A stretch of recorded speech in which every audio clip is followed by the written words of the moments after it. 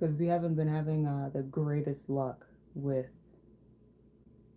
audio around these parts. So let's check in on the stream. Let's check in on the motherfucking stream. So tired. Maybe I'll take a. Hey, I can hear myself. Dope. Hey, I can hear myself. All right.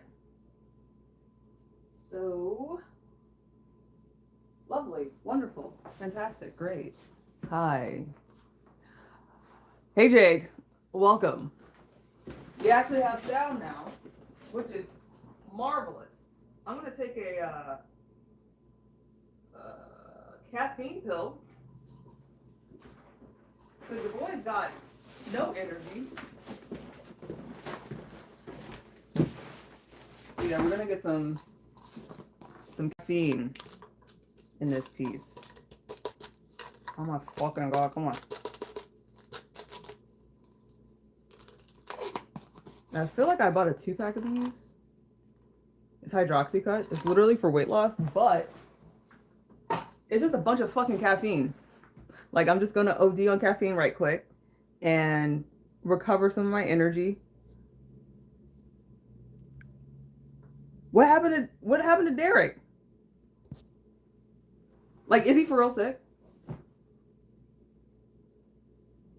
Ocean eyes, right? Like, I don't know how the fucking meme goes, but you get the idea. Bitch, come on. I'm trying to bust this open so I can pour out some of the contents. Cause I don't need that much caffeine. And ran in the arena.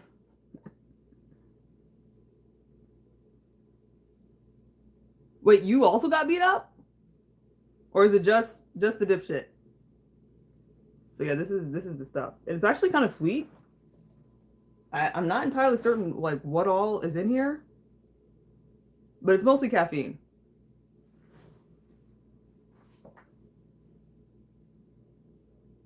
You could bust me open and pour out contents. Oh, Zoomer, you never cease to cease. I would like some. I don't want to drink milk, but that's the first thing I saw when I opened the cabinet. You know what? We're gonna do this dog style. Let's get some food. Puppy style. Where? Yeah. Got some artichoke dip. We're about to take this to the dome with our pill. So I'm secretly a dog. I feel like I should hide it from myself. Like, but poorly, because dogs, like, they can't see colors. They don't know.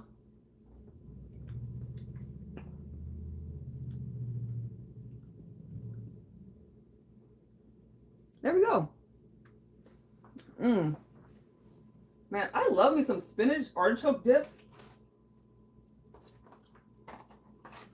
That shit goes hard.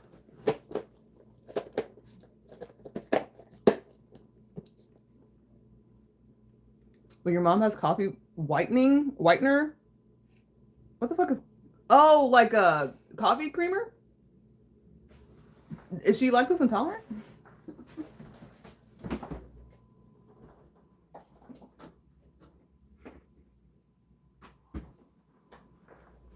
That sounds like some lactose intolerant behavior.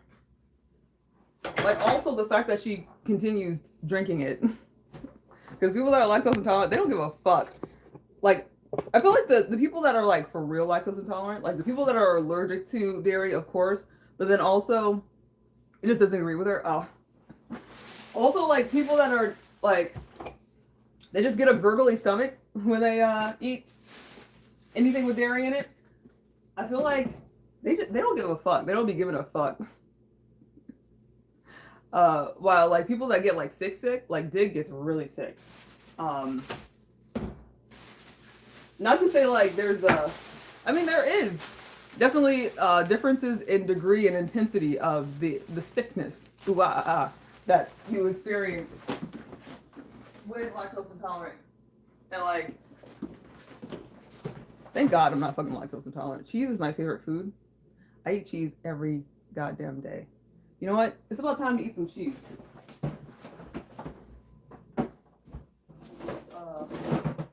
My brother got me the cheese stuff. And like, I don't know how I'm gonna use this shit. My brother got me this big block of gorgonzola. When am I gonna use this? How am I gonna? I have to figure out like how to use this $8 block of cheese. When am I like? I never use gorgonzola. Ever. Never, ever, ever, ever. I've had ice cream that was gorgonzola ice cream. That was actually pretty good. That went hard. That was delicious. It was gorgonzola and bacon. Bitch. Now, you can get me with like a well-made cheese product. However, I don't know how to, and like, I live with a lactose intolerant nigga. There's nothing I can do with this. Like, I figure out what to do it. Because I like creamier cheeses. Like, if I'm getting like expensive cheese, I'm getting brie. I'm getting stinky cheese. Well, this is stinky. Doesn't smell great. But it's not the worst stinky cheese. Brie can be gross. Blue cheese. Do you snore? Absolutely not. It tastes like feet. Yeah. It's pretty funky. It's an acquired taste, definitely. Like, I'm not eating gorgonzola straight up. But yeah, I sleep really light, Anthony. And so if I snored, I would never sleep. Hello from Missouri. Hi, you are beautiful. Thank you, Jimmy. Yeah, I actually really liked Missouri the time I was there. I went to St. Louis when they had the tornadoes out there.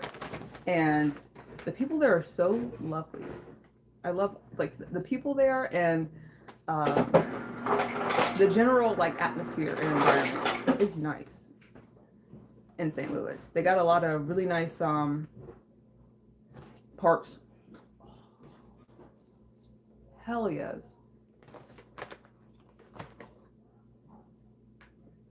I'm just dropping the product. I love me some cheese. This is Chihuahua quesadilla cheese. Listen. Someone broke into my house. Was someone here?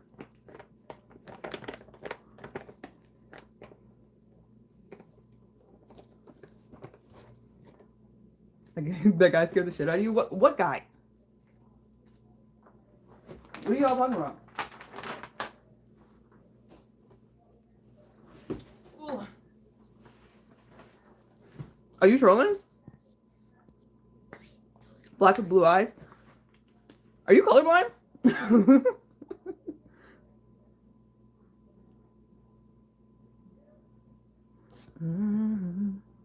You like French cheese, but a lot of people hate it. Yeah, I'm really into brie, very much so.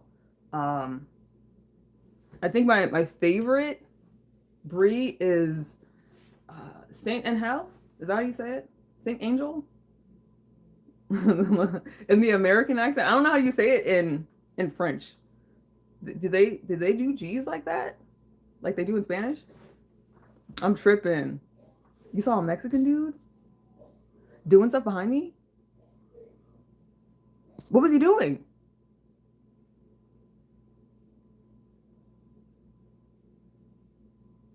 You actually had a guy prowling in your neighborhood, opening doors and peering in. Oh my God. Not entering, just, oh God, that's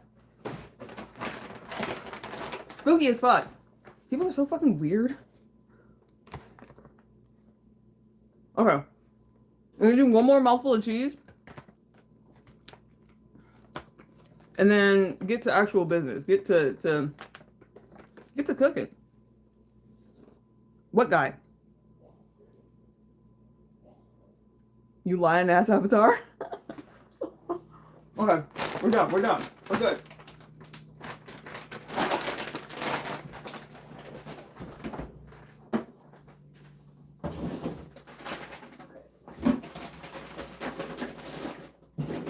Relocate the cheese, and today we're making pork chops, some like appley pork chops. Then he did it on the opposite side of town the next day. Wow.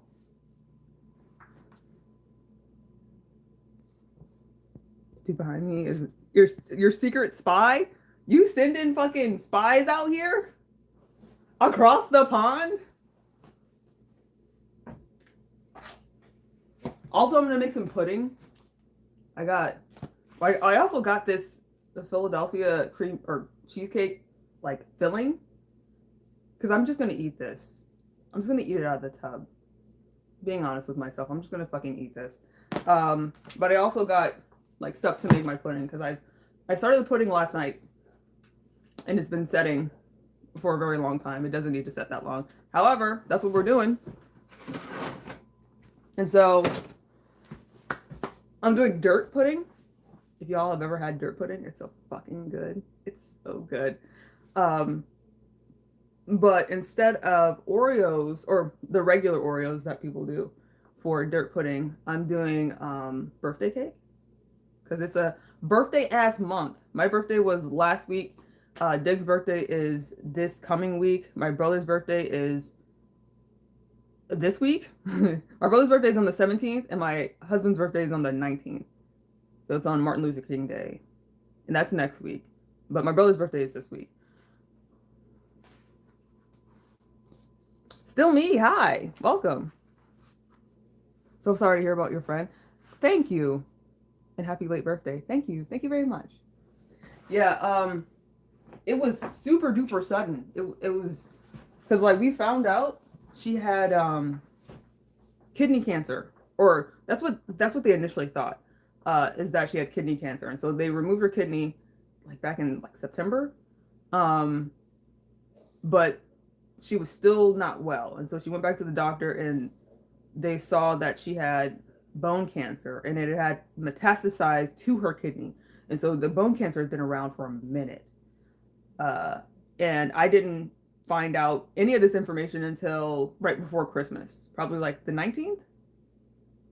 And then she died less than a month after that. She died on the 7th. And so it was just, you didn't really get any time to like catch your breath and like realize like what exactly was happening. It was a lot. And she didn't want to like worry anybody. But it got real bad real quick, and she was a pretty good friend. I'm in a K-pop group on Facebook, and she was the only person in our friends group that liked to go on walks. Because I'm a person, I like to hike a lot. And I haven't done it recently just because it's cold outside. But today it was pretty warm. I was thinking about going for a hike, and then I was like, nah, I'm sleepy. And so, yeah, she was the only member of our little groupie group that like wanted to go on walks, like actively enjoyed that shit like I do. And so we went to we've done a few walks, and then also restaurant visits. So we weren't like the best of friends, but definitely I mean we interacted, and she was very fucking funny. She hated puns. Which, like, I pretend like I hate puns, but then I use them.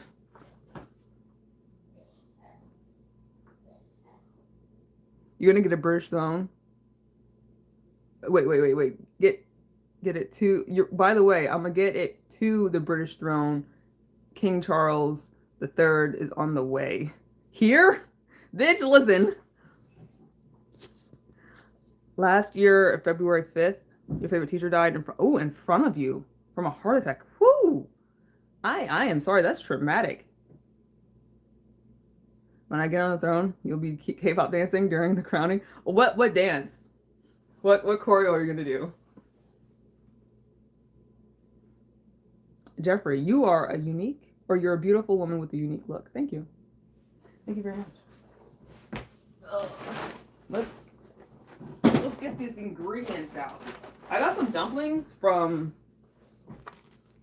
the Asian market. I'm about to fuck one of these up real quick.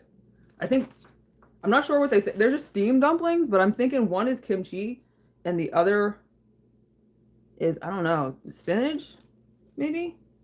But these are red.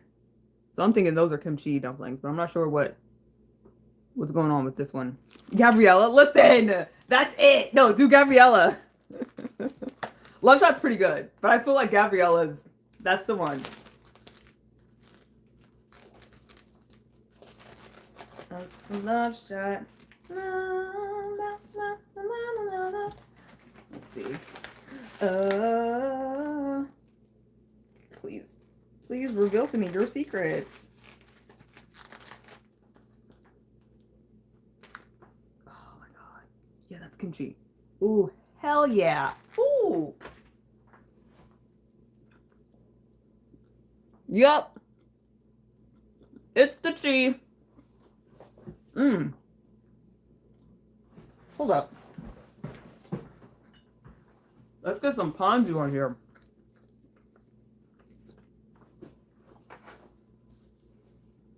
Do I have contacts or my eyes naturally this color? Yeah, no. I actually can't see that well. These are definitely contacts.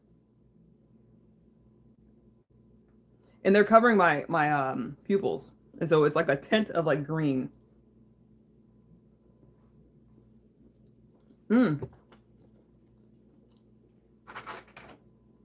Ponzu is so good.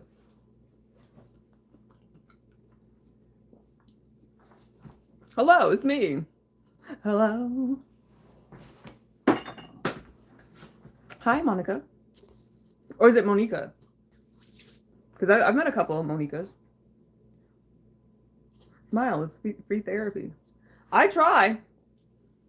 Yeah, I feel like down to my fucking molecules, like I am trying to be positive. Literally, my blood type is B positive. Girl, who's Nell? I don't know.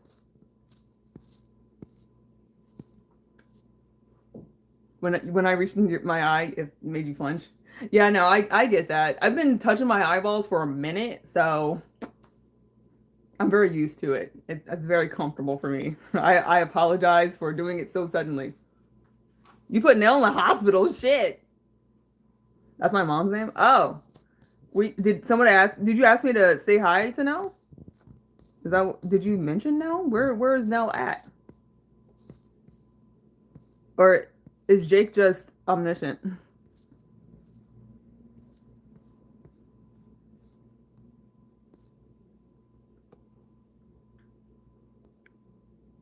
Cheeseburger. Can I give that kitty a tongue bath? That's a lot. You're saying a lot of.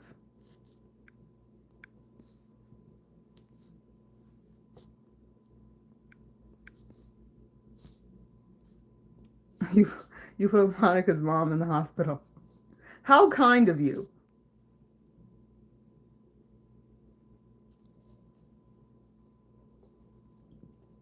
Can you back the fuck up? Damn near spitting in my mouth? People pay good fucking money for that. What's the problem, Holly?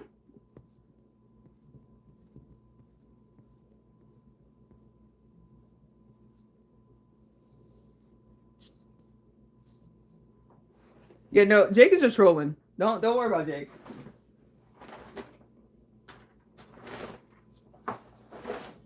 All right, we got some seasoned bok choy. This shit goes so motherfucking hard. It's literally just like bok choy with a little bit of sesame oil and salt.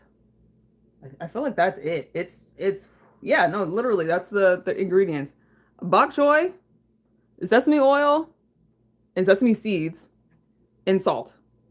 That's fucking keep it simple. Well, that's a lie because there's carrots too. That was a motherfucking lie. Okay, so let me go ahead and like actually start making dinner. Giving a kid, no, it was Kitty. Giving a kid a tongue back. Yeah, that's a whole different situation there.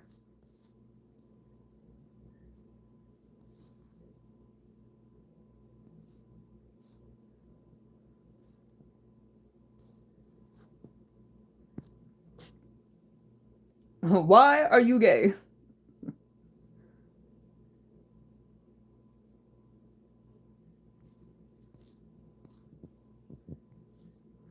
And by the way, the Chanel troll. Normally I have my slave dipshit Derek. Yeah, you do. Yeah. Okay. Take it easy on Monica. She's I mean, she's been here before, I feel like, but newer here. So ease up a little bit. You control me. Continue trolling me. I'm cool with it. Consensual trolling.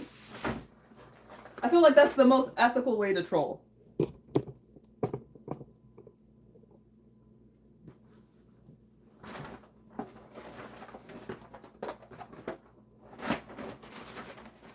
I feel like that's how it happens, like often, where like you have a troll in the chat that's trolling and being them, really. And like I remember Jake initially got here and was going in a little too hard for my taste. And I was like, I'm gonna have to put you on timeout. And then he came back the next day, not next day, the day after that, and was I mean that's he was selling his bullshit because that's just the way he is. But we were chilling. We started talking about K-pop, and that was kind of fucking fun. And so I feel like eventually, like you'll get like the cadence going, and find like a thing that you guys kind of vibe on. Hopefully, I would like to hope. And eventually, everybody's gonna be chilling up in here because that's what I like to do is bring people together, and maybe not always take everything so seriously, especially yourself. But also, not everything's a joke, Jake. All right, I got a bunch of motherfucking apples. Too many apples. We're gonna shave them down, take off the skin, cut them up. What piercing would you recommend me? What do you have any piercings already?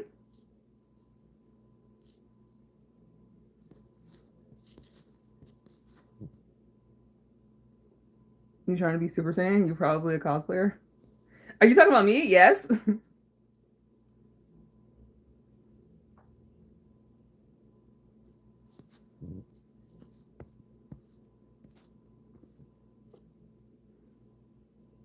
You were in your golden age. Now you're in your fall age. I feel that. Yo, Wings, you have to let me know what piercings you already have, or if you have any, because that definitely will change my answer. You really left it alone, huh? What are we talking about that we left alone? You want an ear piercing to start off? Yeah, yeah. I would say go for it. Yeah, Wings, if you don't have any piercings, I would say start with an ear. Start with a lobe. Don't start with your cartilage because that's a lot more I mean it hurts more, of course, like and I do base like my suggestions on whether or not it hurts, but also if you've never had a piercing before, you've never had to take care of one. And it's really easy to take care of a lobe. Lobe is really easy. Um, the septum, pretty easy. Once you get in cartilage, you start to run into issues where you need to be up on your care, the aftercare and like the daily washings and all that stuff. You have to keep it super duper clean because you will get like bubbles. I have bubbles on this one, and they will happen. They happen. But you have to get like oil and stuff to treat it. Are you bi? Who are you asking me? Cowboy, greetings. Is that crochet on your head? No, it is caniculon. It's fake hair, artificial hair. It's plastic, probably some variety of plastic. But yeah, I do my own hair. You want an anti-eyebrow? Ooh, that would be cool. Maybe work your way there, because that does look really cool. The one like this one, like where it's like a sideways, like what is his name? Uta from Tokyo Ghoul.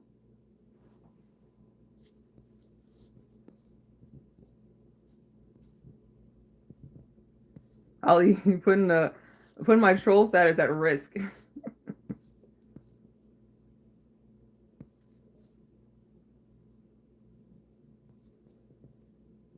Okay, you want a face piercing. Okay. Yeah, I would say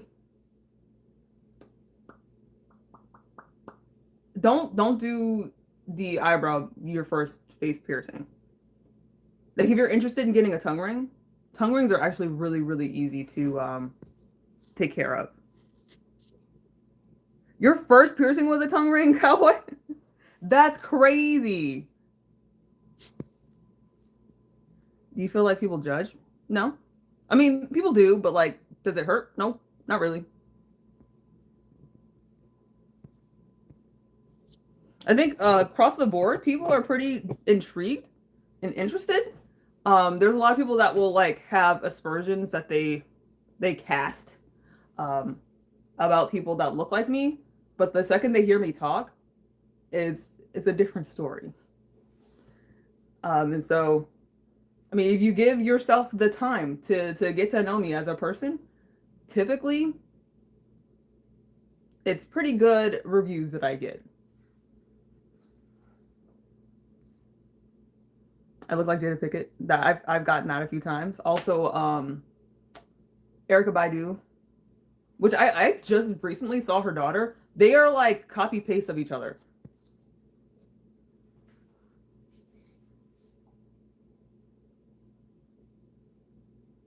What are we doing, Monica and Jake? What are y'all on about?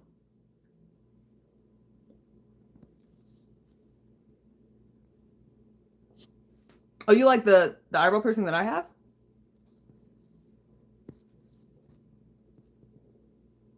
Crazy stripper girlfriend made you get it. It was a good piercing. The 90s was fun. Yeah, I would not have that wouldn't be my first piercing. This one, like I guess like maybe my face is just my face skin is a little finicky because I have HS, and so anytime I have a flare up, I'm gonna get like a weird bump at the bottom of this, and so I'm getting over flare up, and so you can see the weird bump at the bottom.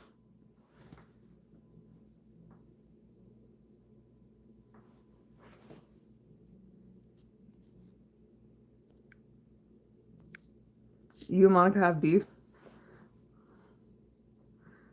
All right, y'all.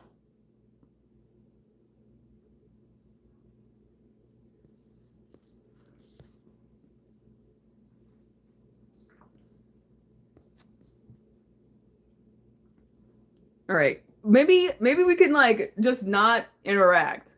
Can we like not do that? Because I want everybody in the chat to be getting along. So maybe we could continue talking, Jake, and we can continue talking, Monica, and maybe not like because I just it kind of bums me the fuck out when people are fighting.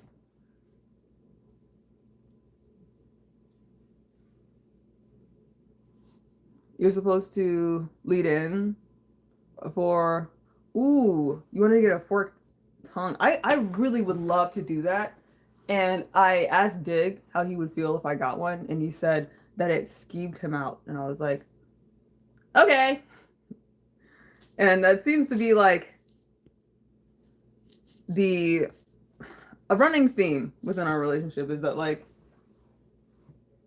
he is just kind of a stick in the mud.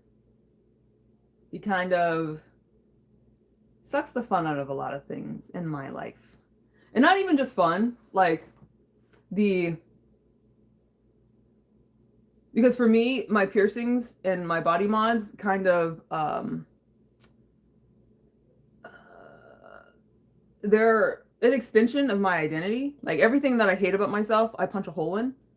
And I'm not able to have a tongue piercing because it causes my gums to recede. Like I got a labrae and you can see like these gums are a little bit lower. And so on the other side, the tongue ring has caused my gums to recede as well. And so I had to take it out and I wanted to get the tongue splitting so that I can, because I like for me, like my tongue is very much attached to my voice. I fucking hate my voice. I think it's annoying and high pitched and nasally and terrible. And so to have a tongue thing done would make me feel a lot better. But yeah, I am married. I've been married for 8 years. Open wide? Sorry, I have like kimchi remnants on my tongue. But yeah, I spent a cool 10,000 on my teeth in the past like couple years. So this is a $10,000 smile you're looking at. I feel like I would do good with the tongue working. Yes, absolutely. I would love that. And I hear it's not that bad. Like getting your tongue pierced is not bad. It does not hurt all that much. But I was afraid like doing the forking would be really uncomfortable just because like they have to split it and then they have to sew it apart.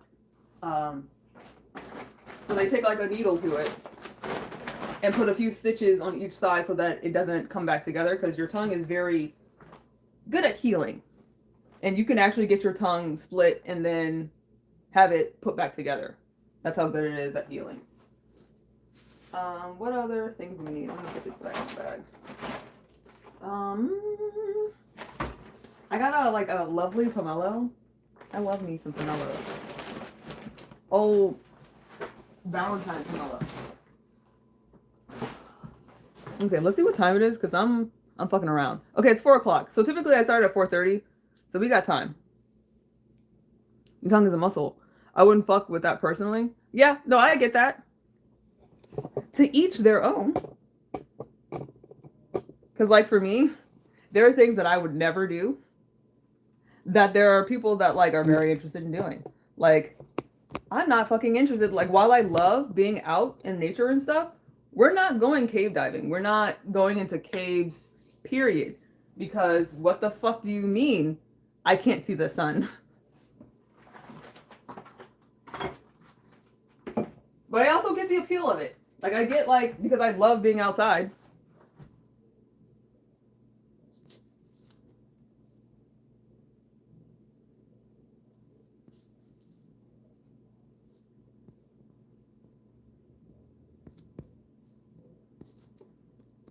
I mean, that is actually a good question, Jake. Monica, do you have piercings? Thomas, thank you.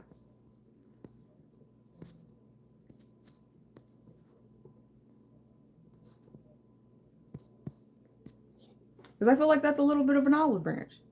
Haran, hey, greetings, welcome to the show. Because that's definitely a change of tone and a change of pace. And while necessarily, like, you don't have to say sorry, but I think there's a good amount of contrition in kind of who's Finn. I don't fucking know. No idea. So yeah, here are my pork chops. We're going to make them delicious.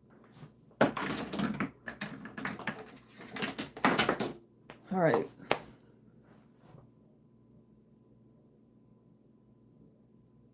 You don't know Finn? Because you ain't skinny? What does that mean?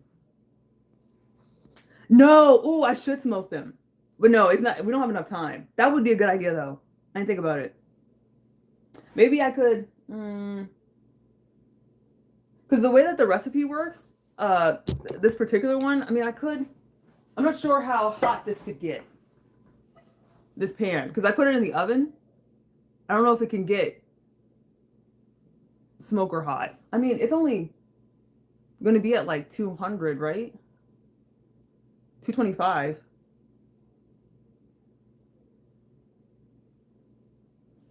I don't know. Maybe we'll put a pin in that one and do it later. Yeah, that smoker is fucking nice. It's so nice. Yeah, I didn't even think about it. I'm glad you reminded me that we have a whole ass smoker downstairs and that I should be using it. You have stress? Well, okay. Monica and Jake, just don't talk to each other. Just don't. You can talk to me. That's what you're here for, is to talk to me. What's my favorite board game? I like Scattergory. Like, I like playing Scattergory. I like Pictionary. I like old people games. Oh, but I also do like Cards Against Humanity. That's a really fun ass game.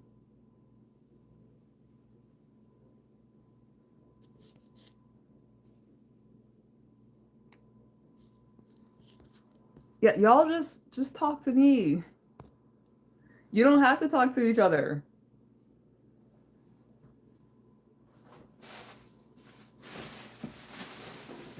I mean, I realize I am a little busy. I am doing stuff. But you're here for the show.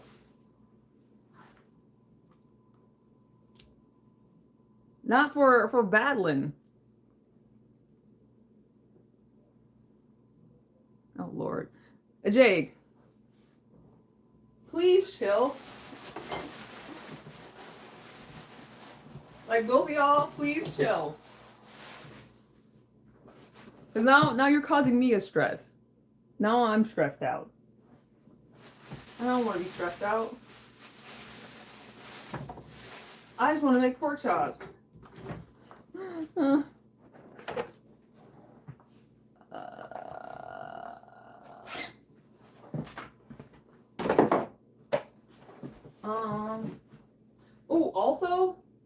also, I'm making my own stock. Bitch, has this not been on? Hold up. No, it's on. So yeah, I got the bone from the tomahawk from last week. Week before last week? Week before last week. And I roasted it and then had some garlic and other shit. And then I put some water and apple cider vinegar in here. And we're making a stock. And so I'm going to use this stock for when I do the pork chops. I don't have to strain it though.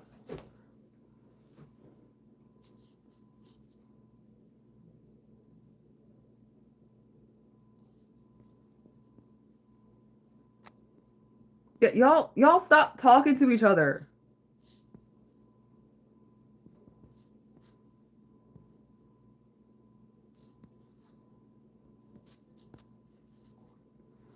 You can talk to me, please.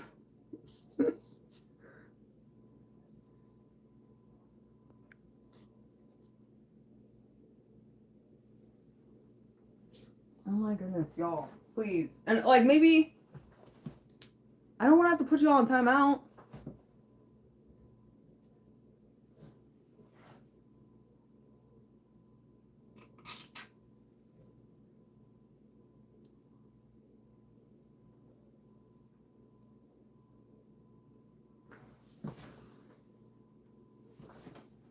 Especially because like I like both of y'all.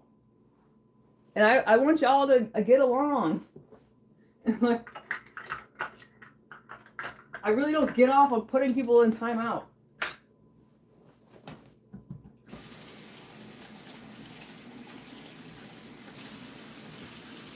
It actually makes me feel like a fucking asshole. Unless like we got the rigging guy.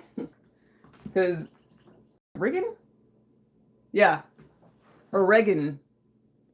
He would spell shit backwards. Super duper annoying. Harun, I'm making pork chops with apples and shallots and sage and thyme, and I'm not very good at peeling apples. Oops.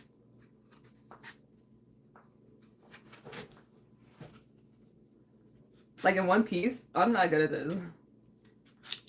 But it probably also doesn't help that I can't see. Can't see.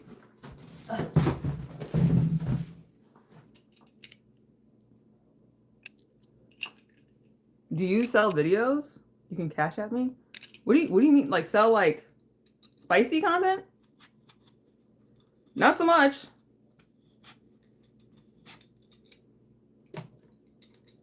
Yeah, the spiciest I get is when I'm taking baths on live, which is free.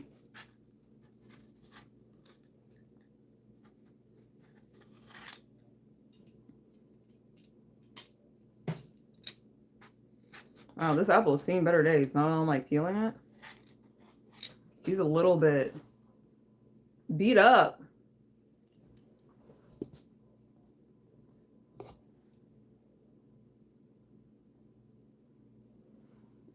Oh God. Oh God. Okay. This hurts.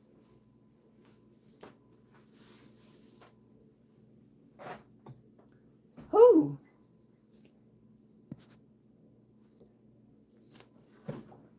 Monica, where are you from? Do you also live in Europe?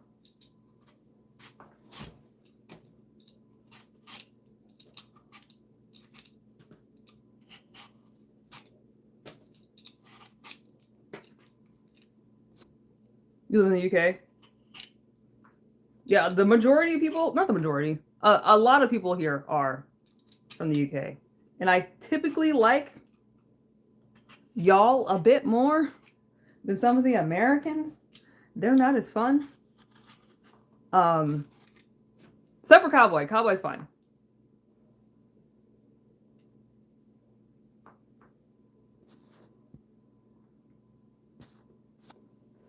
Okay. Ugh. Are you single? No, I am not. I am quite taken. And have been for a minute since 2008. Damn, that's a fucking long time. Distressingly long. Like I've given somebody that much of my life. That's kind of insane. Am I ever going to visit Cincinnati or Cleveland? Why do I say Cincinnati? Probably at some point. I'll try to get out there. I've actually never been to Ohio.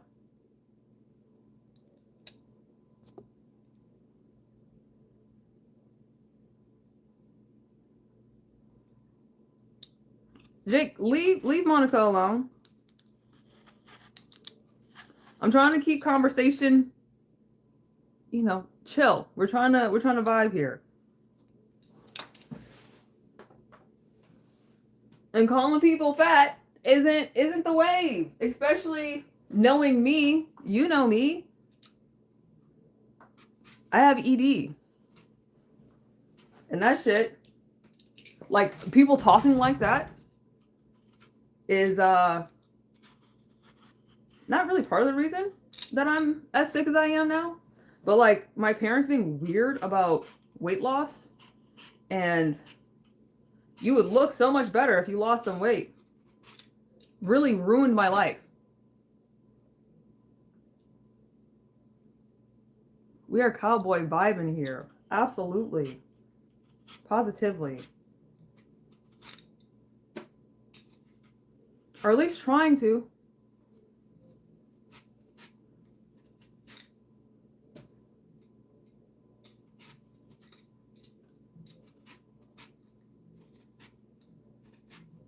Damn, this sucks.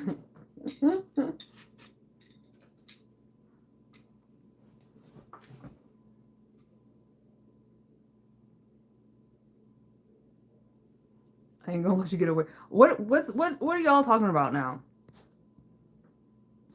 Yeah, Jake, if you should take a little breaky break.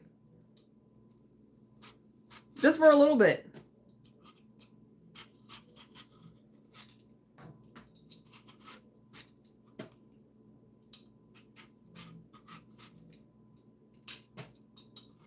Monica, tell me more about yourself.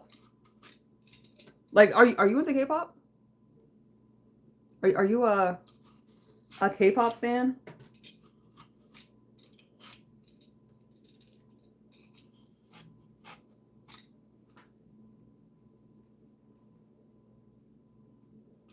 Well, I'm trying to calm shit down and you're not helping. So it's actually not about telling you to leave. It's just that like you're acting as an irritant to the conversation. And I feel like I'm more capable of getting Monica to interact with me than I am to get you to stop interacting with Monica.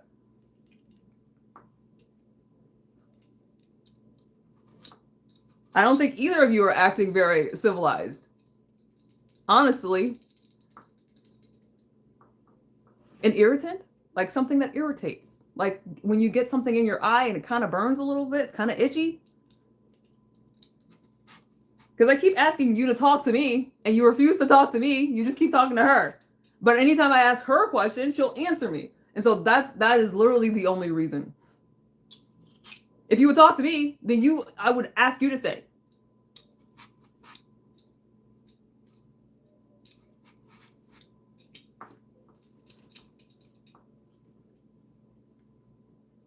Yeah, I might have to put both of y'all on timeout. That might be the way to do it. Because I don't want to have to do that.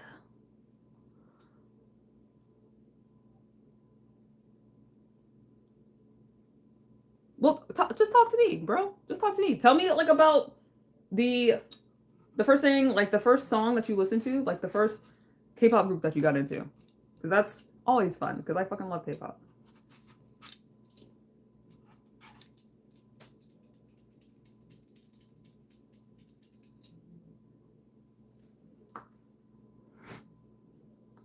Mm.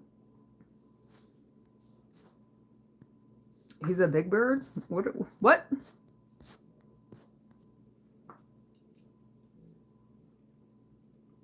XXX Tentacion. I've gotten that a couple times. And by a couple times, I mean like at least 30.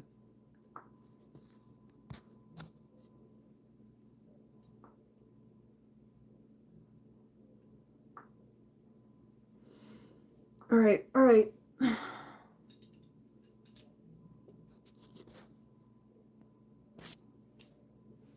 Like Slick Rick. I fucking love Slick Rick. The Ruler.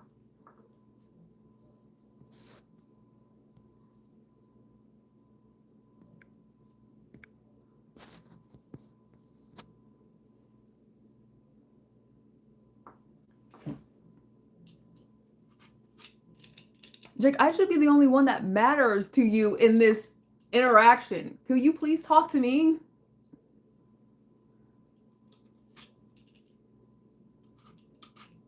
I asked you a question.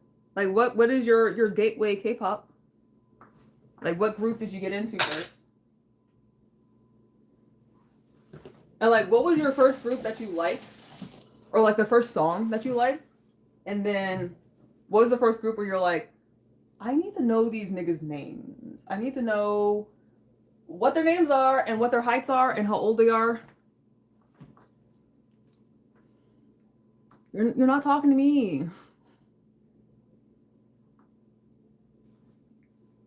Can I do a good impression of a famous person? Not really. Yeah, no, I don't do good impersonations at all. All right. Okay, all right. I'm gonna put both of y'all on timeout because this is really bumming me the fuck out.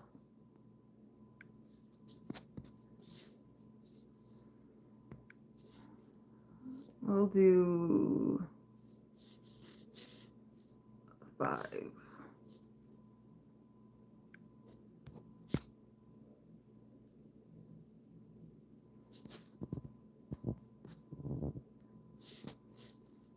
You stay talking to the people in the chat and you're not talking to me. Like I asked you a question. That's like being in a room with people when a person's like sitting right fucking in front of you and asks you a question and you ignore them. That shit sucks.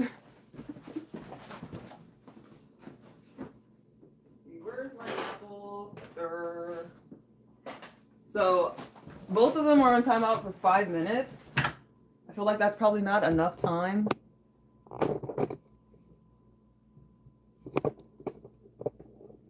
Leroy, thank you. You are so beautiful. I try. Yeah, no, I actively do try. Despite what some people might think. Oh my God, this is...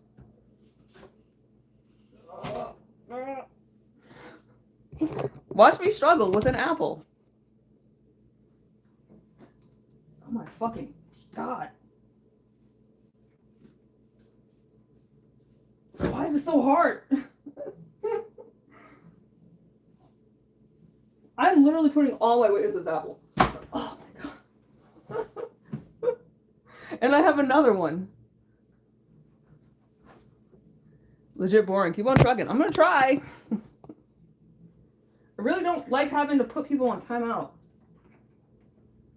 That fucking depresses me. Okay, that's pretty good. Not great though. It's a little lopsided, the apple. So yeah, I'll in Hampton, please don't instigate with Jake when he comes back, or if he comes back, because he has a hard time letting go. Like after we're trying to de-escalate. We're trying to actively just be cool, just chill. And I would like for everybody, I mean, the world is made of different people, different experiences, and that's a good thing. But it would be nice if people approach conflict the same way I do, or just negativity the same way I do, where like I take it like someone throws a Kamehameha and I take that shit and then like I like do this with it and fold it up and make it into a heart. That's like my thing. And I wish more people would do that, but it's hard to do. It's hard to let go of annoyance, irritation, and anger. And so I get it, but also like, I don't know, it's the keep scrolling mentality where like, just keep scrolling until you find something that you like. Like just keep moving towards the things that you want to actualize. So if you want to have a lovely, positive conversation, just be lovely and positive. Not super duper hard to do, but maybe it's a little more difficult in practice than it is in theory.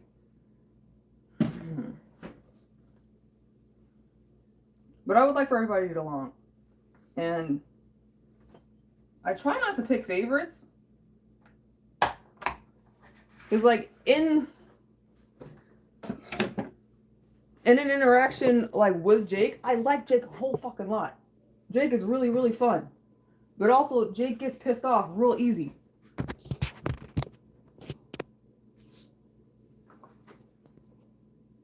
Jake is probably amongst my favorite people here. It like quickly became that. Empty. What are we talking about? Hi, District of Columbia. Greetings. Welcome.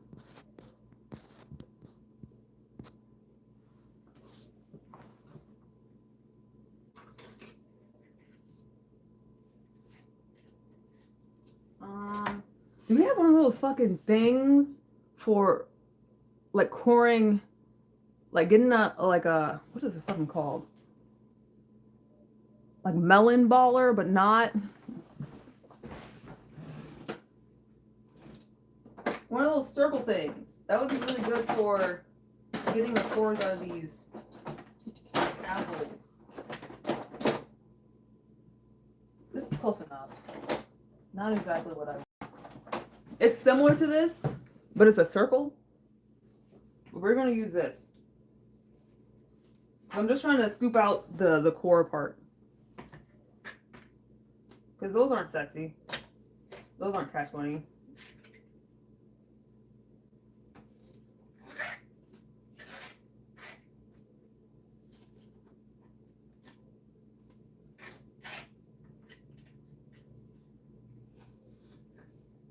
Okay. So I just need to do a quick sear on the pork chops. And with sex, Julius, I feel like your vocabulary is limited.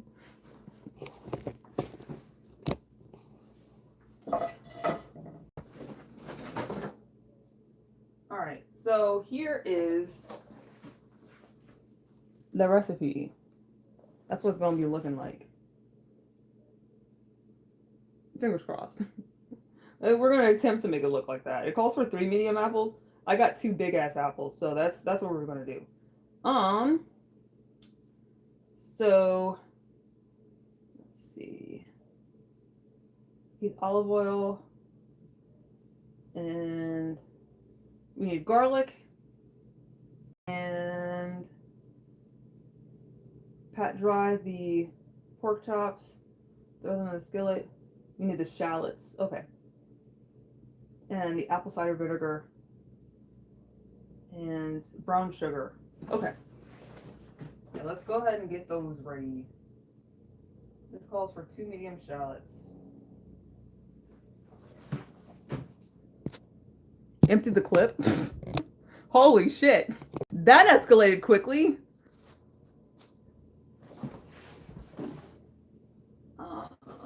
Let's get the old garlic first.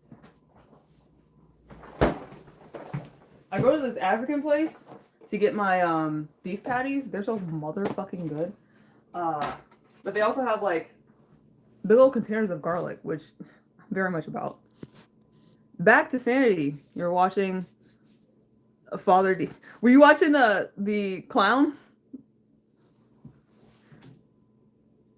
He's always fun.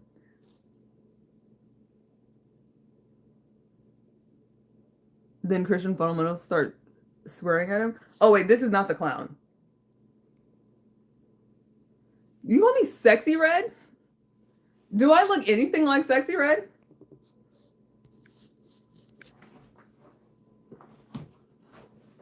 All right, let's get the garlic going. How much garlic do we need? We're gonna use like twice as much of that. However much garlic it calls for. 4 cloves, 8. We're not using 8 cloves of garlic, holy shit. But maybe close to it. 1, 2, 3, 4, 5. We'll use 6. Conservative.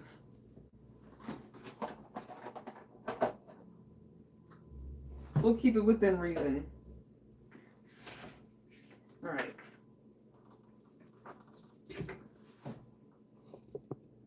Oh, not the clown guy. Oh.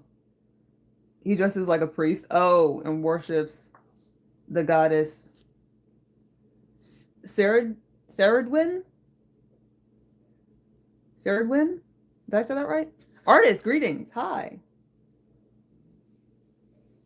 You haven't seen Clown Bro in a minute? Clown Bro is different. Clown Bro is on some other shit. Where is my knife? Oh, Zoomer would be so disappointed to have missed the garlic crushing. That's his favorite thing. I feel like he was here. Was he not here? He was here. He might still be here. He might be like just chilling.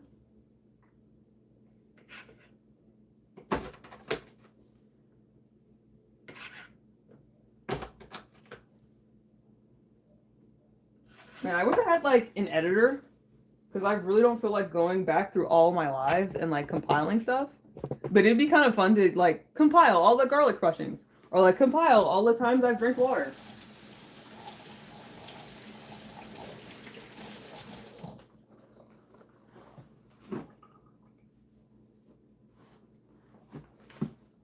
This is the most unconventionally gorgeous female you've ever seen. Well, thank you, Clay. It's probably because I'm not entirely a female. I'm a they them, and that's probably what you're getting, like a little bit of the like off kilter, offness, and not necessarily like bad. It's just it feels a little different.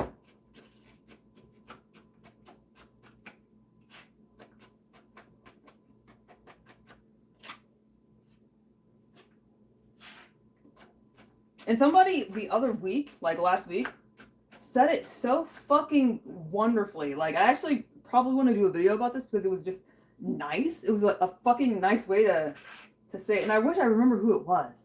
Because that was, they just said it perfectly. Where like, I don't know if they called me a woman, but I was like, yeah, no, I'm a they, them. Sometimes I got titties, sometimes I don't. Sometimes I got a bulge, sometimes I don't. And they said that I wear femininity well. And I was like, thank you. That's a really nice way to put it. Because it kind of is just a costume for me.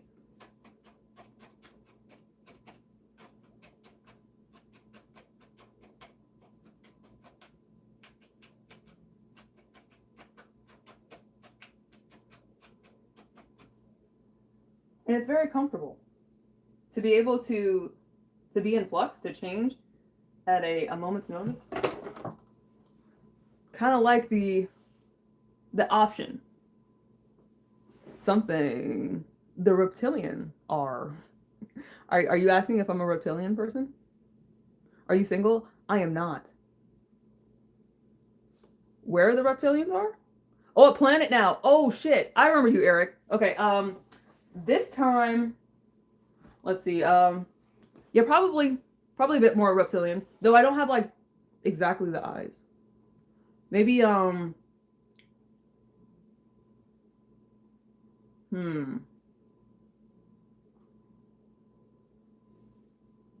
feel like somebody that's possessed, like I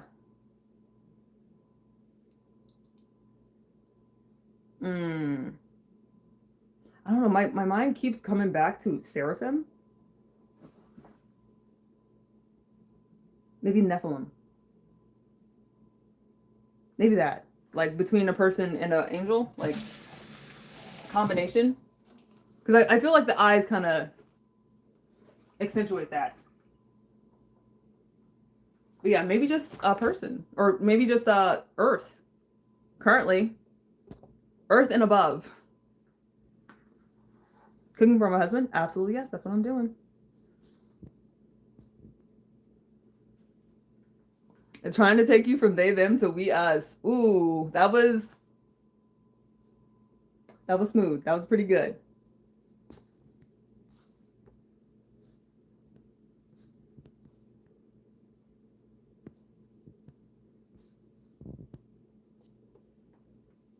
Okay, let's see what you're saying, Jake. I heard I was the one that doesn't let things go. And I want everyone to be like, you listen, not everyone's me and time out a bunch of shit, by the way. I only come to your channel when you're held bored. I mean, that's fine.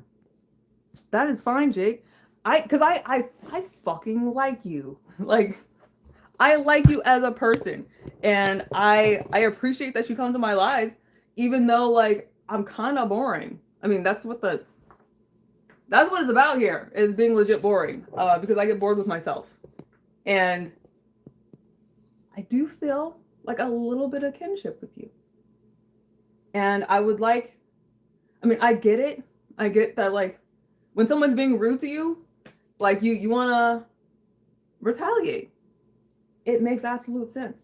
I just, like, me personally, I don't have the energy to do that. And I'd much rather just get along.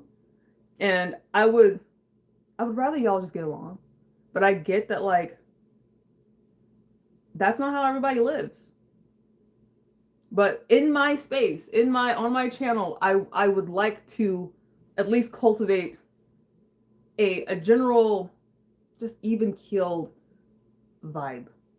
And so I feel like putting people on timeout just to cool off is the best way to do that, to maintain the vibe. And so I hope you stick around. because I actually like talking to you because you're fucking funny. And your sense of humor sometimes is lost to other people, but I enjoy it. Let's get this shit started. I want to say, how long am I supposed to cook this? Let's start the oven too. 350, that's fine. I always have to check. Sometimes Dig's dad will leave stuff in the oven. Just fucking leave it there, like nobody else has to use it ever. Mature vibes and conversation. At least, I mean, because like some of the humor that we use here can be sophomoric. It can be a little immature, but at least like the way that we handle ourselves, I would like for that to be not necessarily like mature, because you can be chill and be young. Like there's chill ass little kids. And I feel like we shouldn't attribute being calm and collected with being mature. Because it feels a little ageist. You ain't coming back to the shithole? Damn, Jake. Well, I hope wherever you find yourself that you enjoy yourself.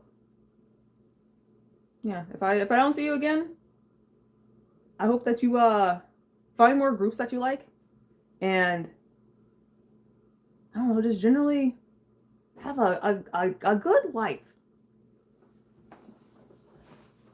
Because you certainly deserve it. You deserve to be happy. And you deserve to feel accepted and loved and needed. And if I don't make you feel that way, please don't stay.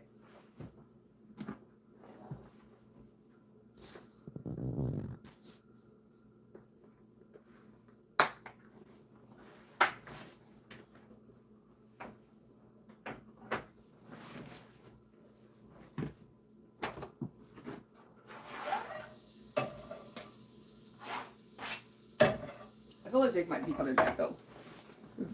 Jake is chill. Just like sometimes not so chill. It's okay.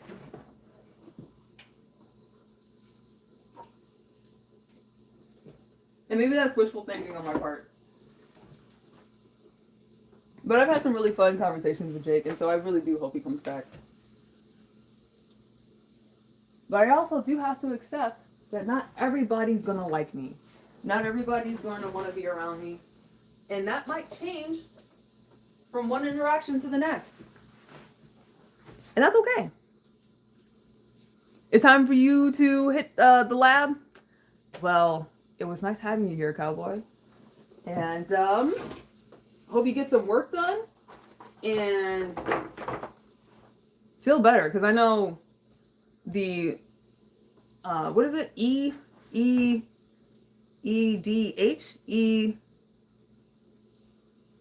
I know the issue with your joints. It doesn't get better. But hopefully you figure out an intervention that like makes things a little more comfortable.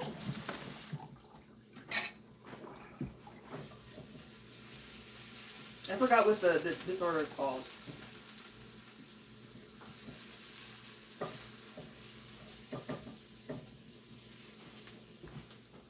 Did you say what it is? Gotta do shit with human blood.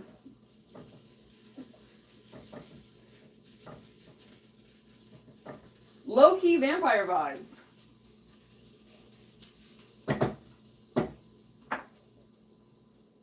That would kind of be cool, like, for a story idea, where, like, it's a phlebotomist that's also a vampire. I knew I had it fairly close. Ehlers-Danlos syndrome. Yeah. I know it sucks.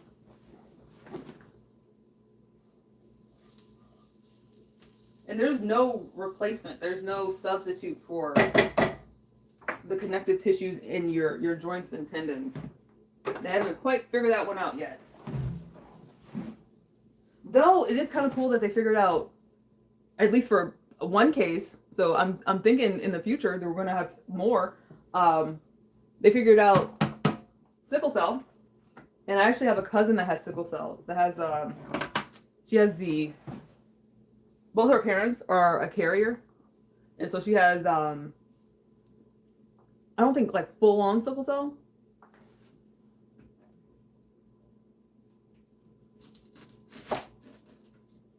But she does have it. Like, she is affected by it.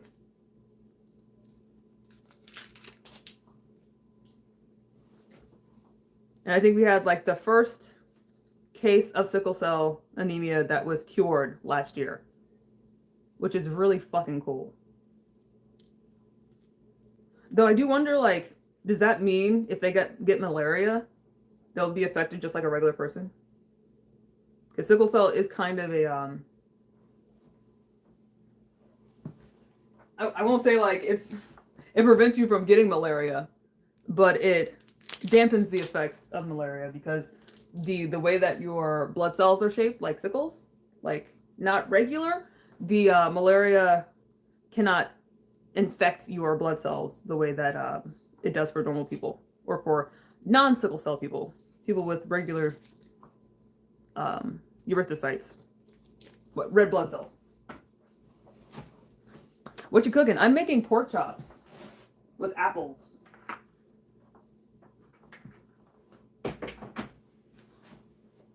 You make a Hampton vampire? Thank you, D-Worthy. I am. If I was a little lighter, I would be blushing.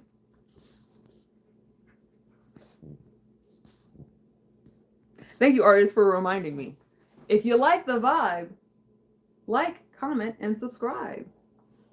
Yeah, I try to do lives at least 3 to 4 days out of the weekdays. Sometimes I'll do them on the weekends, but usually the weekends are for me. They're me time. But sometimes I'll do them on the weekends where like I'm going for a walk or something. If you don't mind me asking. So I'm making pork chops with like a shit ton of apples. You can see the apples here, and we got a shallot here. Not entirely certain what we're doing for the vegetables. I have Brussels sprouts that I made yesterday, but they have bacon in them, and I don't want to like double up on the pork like that. So I might make some broccoli, and then do I might make squash and zucchini. Maybe I'll do broccoli and squash and zucchini. We'll do both. Why not? Why not? We ball. Fuck it. We ball. So yeah, I'm going to do broccoli, zucchini, and not sure what we're doing for a starch. We might do bread. We might do like a, yeah, we might do a croissant. I have croissants. Or we're doing some type of bread. We're not going to do like rice and couscous.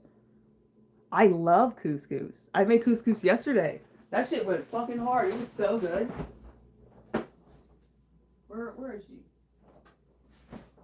Yeah, and my family is obsessed. They're obsessed with couscous now. Let me I'll show you in a way that's like,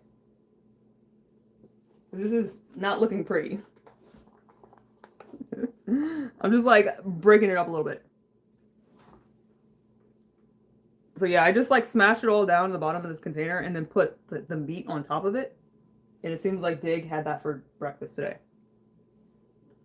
But this is mushroom, garlic, onion, green onions, a little bit of basil, a little bit of parsley. Very good. We might do this for... No. I'm doing bread. I'm sticking with bread. Oh Lord. Let's get our shit together. Let's actually make what we came here to make. You make it 3 times a week? I believe you. That shit is so good and it's so versatile. Because it's very similar to rice, where you can do a whole lot of stuff with it. But it's even better because it's pretty close to being almost like pasta. It's between being pasta and rice. And the way that it takes on flavor, You can do literally anything with it. I've never had a sweet couscous dish, but I feel like that exists. Or like a savory couscous. That, ooh. Now I kind of want to do it. I feel like you could do like a couscous pudding. That would be good as fuck.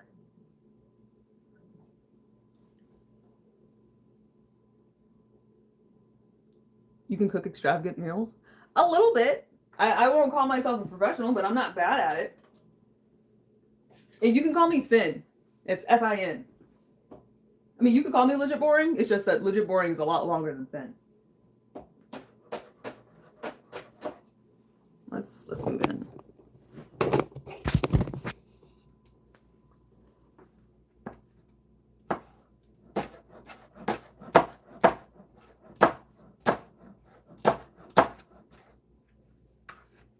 So yeah, shallots are like onions, like cousin. They're the fancy version of an onion. And I'm actually not like incredibly fond of them, but there's a lot of recipes that call for them. Especially things that like have been sitting for a minute. They're like a more subdued onion, but spicier. They're not that sweet, which I kind of prefer, like a sweet onion experience.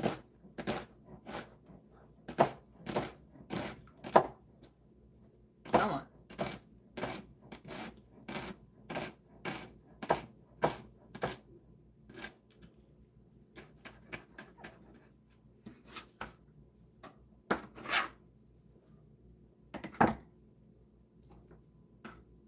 But yeah, shallots are alright. They make things they're a bit richer in taste than a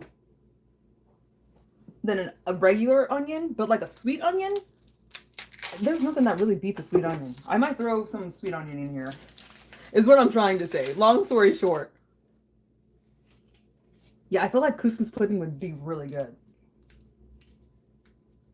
Especially like you have to, when you're cooking it, you have to like actually prep it sweet, because it definitely does, it can go savory, it can go like sweet, but I feel like you need to have it in the sweetness. Like you need to cook it in the sweetness. You can't just add it to something sweet and expect it to taste the same.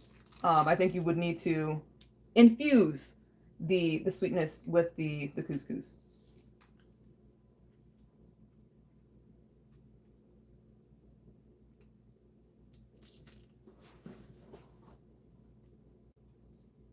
And a matter of fact, I'm gonna try doing that. We'll see how well that goes. Because I could see it being kind of similar to like tapioca pudding. But the tapioca is less well, it's a bit bigger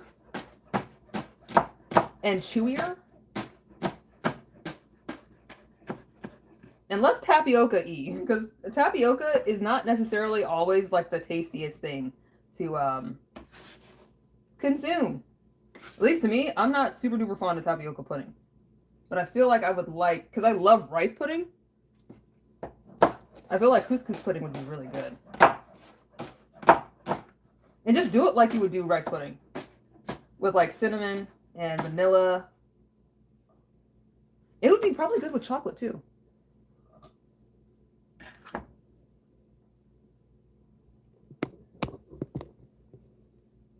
Have you had couscous pudding, artist?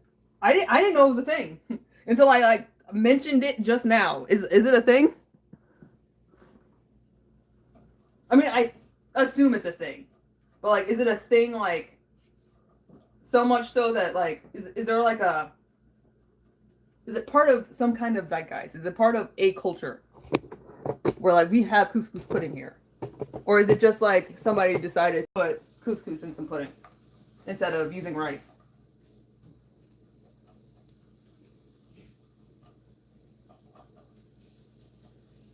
I guess I can show you all this.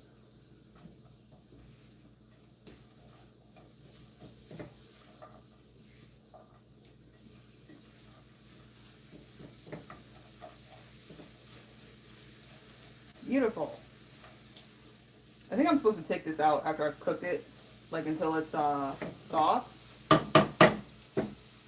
I've made this recipe like twice before. I haven't actually made it a whole lot.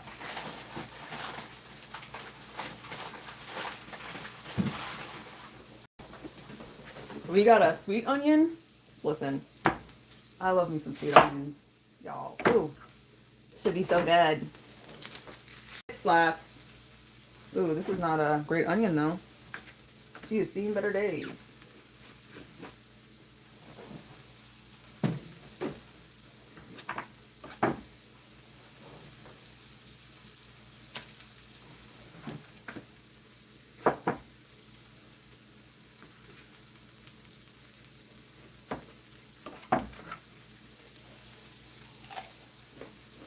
Listen.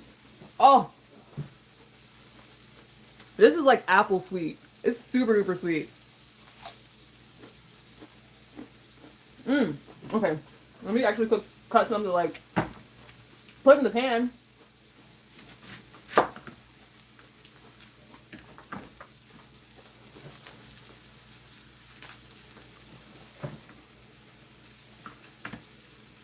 That's my party trick. I'll just like bite into an onion like it's an apple.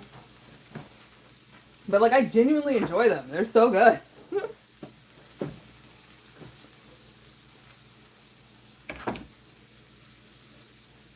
Charlie knows what I'm talking about. Hell yes.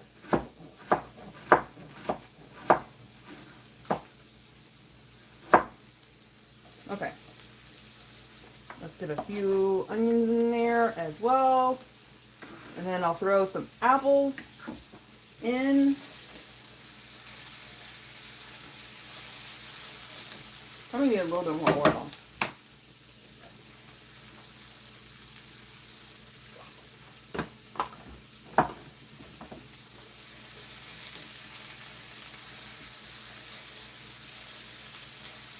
Beautiful. And I might take some of these out and use them in the vegetables that I make, because like you got a good deal more onion and shallot going than initially anticipated. Let's see. Put that in the refrigerator, olive oil, and garlic into the brown.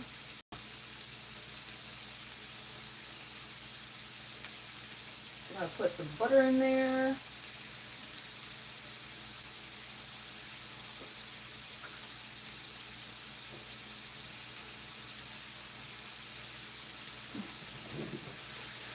Yeah, so I'm gonna take these out.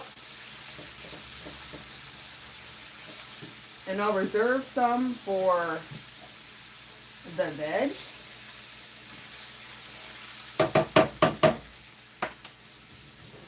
Let's get a bowl. Is that big enough? We'll see.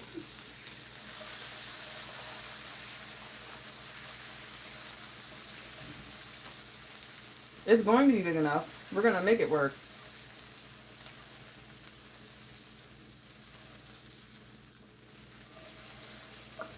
Oops. There we go. And then I'm gonna throw a little bit more garlic in here because I'm obsessed with garlic. I'm sorry. Like, cheating? Are we cheating? What do you mean? Don't you worry about your phone? Wait. You stop lying and cheating? What are we talking about?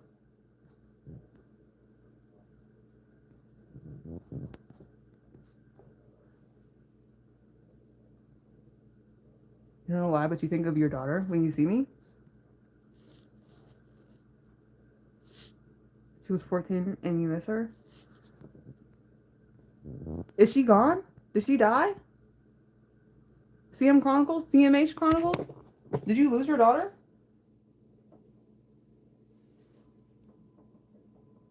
Yeah, I'm sorry I didn't see this earlier. Because I haven't lost anybody like that close to me. But I know that shit be hurting.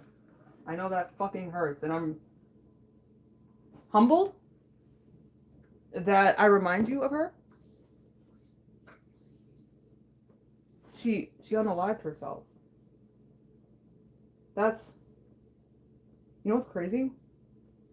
When I was 15, I attempted. And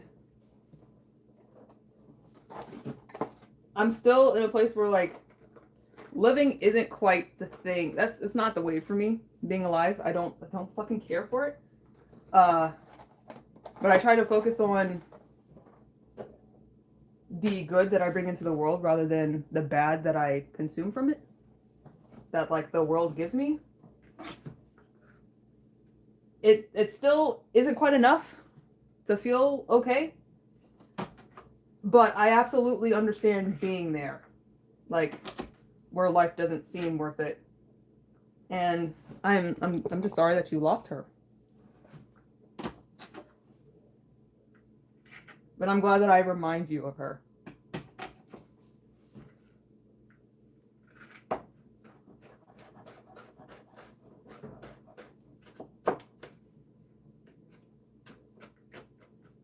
Yeah, that, and it seems to be quite the malady of the misunderstood. And it just makes me think about, like, hearing you talk about your daughter being unique and just being reminded about how much you adore her. It makes me think about my parents and how my uniqueness was seen as inherent wrongness. Like, one day I had my mom come into my room and just stand there and stare at me and then just say, "What's wrong with you?" With so much contempt and just confusion. And I wish I could have had you as a mom in that moment. Because, like, that shit hurts.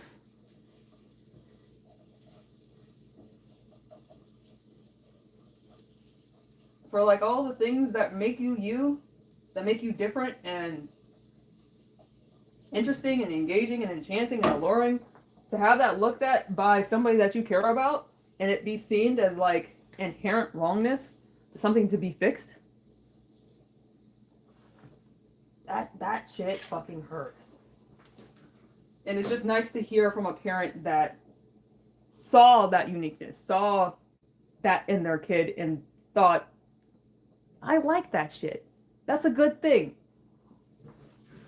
I appreciate that.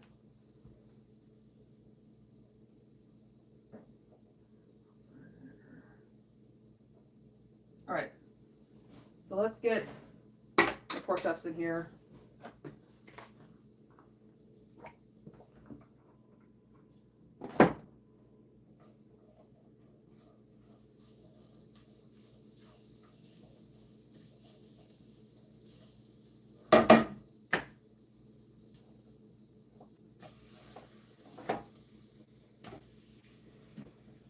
And turn it up.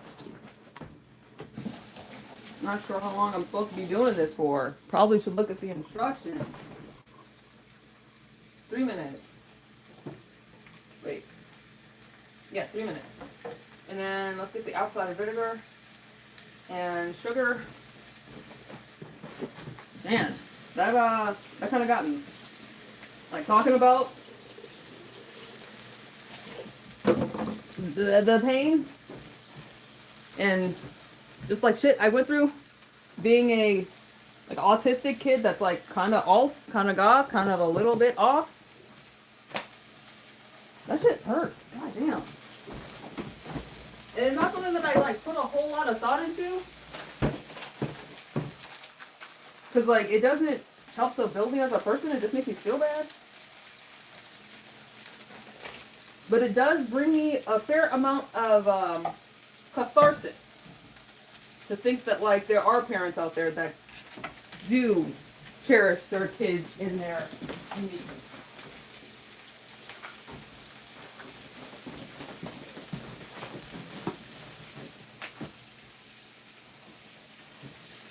1/4 of a cup. Let's go.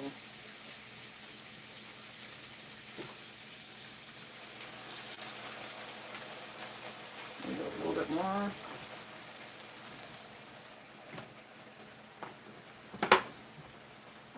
Cup.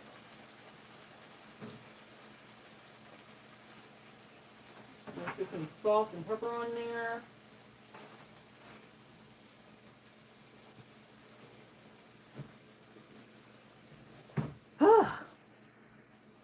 Don't ever change. The world needs more like you. Thank you. And you too. We need more parents like you.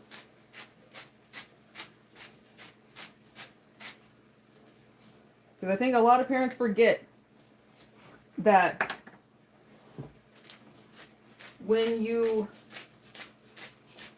tell your kid that you love them no matter what, but don't be this, don't do this, that's not unconditional. I think it's easy to think of like conditional love being like, well, if you don't become a doctor, or like, you know, those really stark examples of like having standards for your kids that aren't necessarily unattainable, but sometimes unrealistic based on the type of person that they are. But also, like fundamentally speaking, if your kid is just weird, and the stipulation that you have for loving your kid is like, you can be everything in the world except be weird, that's a condition. That's not unconditional love. And especially like, I think parents don't realize too that like, I'm gonna love you no matter what, but I'm not gonna support you no matter what. That's not unconditional love. Because you're pressuring your kid to be something that they're not.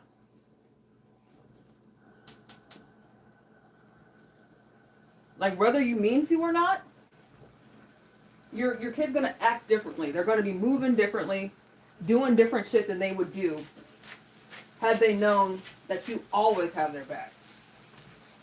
Because they know that you won't. And it could be a little thing. It could be like just a one-off comment that you make one day that you don't even remember. And they remember that shit forever.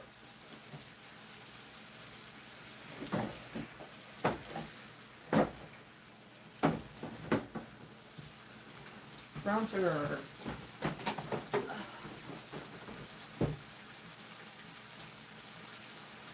How much brown sugar do you ask for? Only a tablespoon? Okay. Well, damn.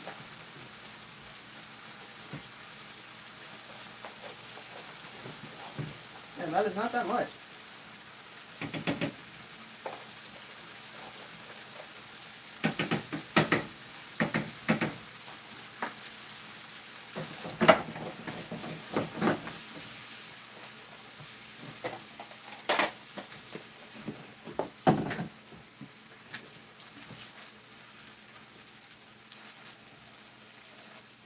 I'm going to melt down all this sugar. Alright, let's flip these over one more time.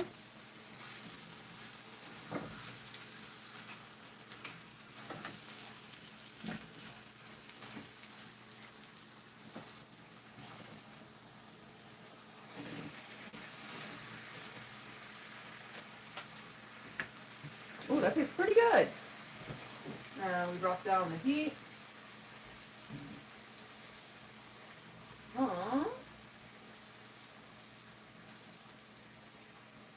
And we got the salt and pepper on there.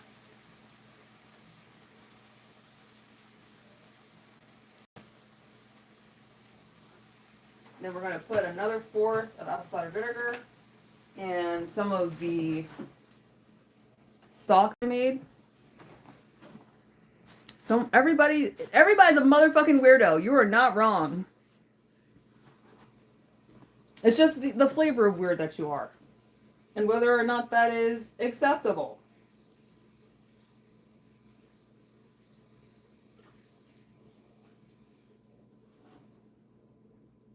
And it kind of sucks to know that. That like there are flavors of weird that are just not acceptable. And like some of them, I get. Like you into kids a little bit too much. That's fucking weird. We shouldn't accept that. But like, you just like moving around sometimes, like doing vestibular shit. Like, I feel like everybody, everybody gets that, wanting to jump around and shit. It's just we're kind of conditioned out of doing that when we're kids.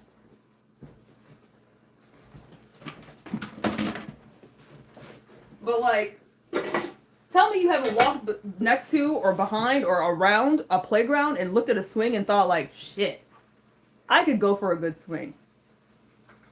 That's engaging like your vestibular shit. It's getting your inner ear moving.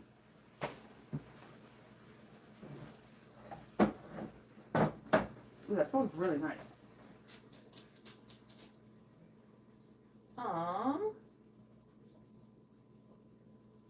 Distilled vinegar and half a cup of low sodium stock. Okay, where's my guide? Is this a half a cup? Yeah. You want? Let's use a ladle. Oh yeah, no, because this is a little scummy. Let's spoon off some of this fat.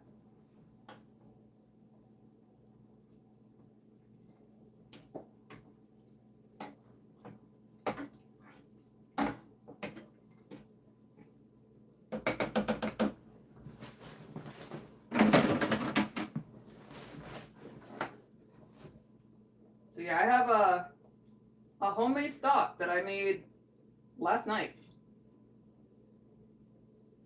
from the tomahawk pork chop that I made the last week.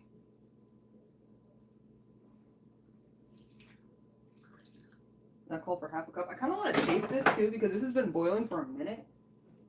And by a minute, I mean like at least 5 hours. And not boiling, like simmering. Reducing. Ooh, bitch. Yeah, no, that's rich as fuck. Oh, that's nice. Okay. Good job, me. You need smell-o-vision? Listen, if I could, I would make that happen. They look off the chain. They're not even like, this isn't even their final form. Yeah, wait until we get to the oven. Because when we pop them in the oven, that's when shit gets real. I need like a glug of vinegar. That's like about a fourth of a cup. A little less because we also have a little more apple cider vinegar than the recipe calls for. And I prefer apple cider vinegar to regular vinegar when it comes to pork chops. So now we're going to put the apples in.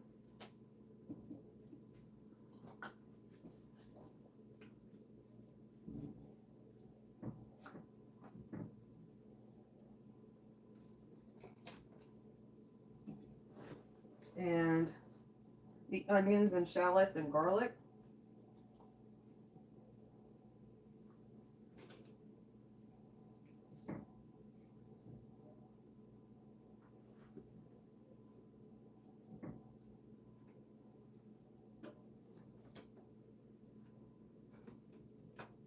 And when these apples soften, they're so good.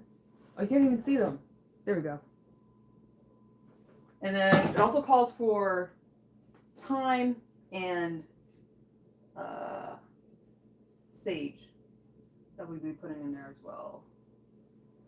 I feel like I need to put a little bit more stock in here.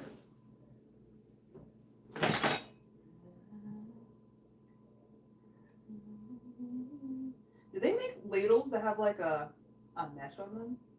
That would be nice.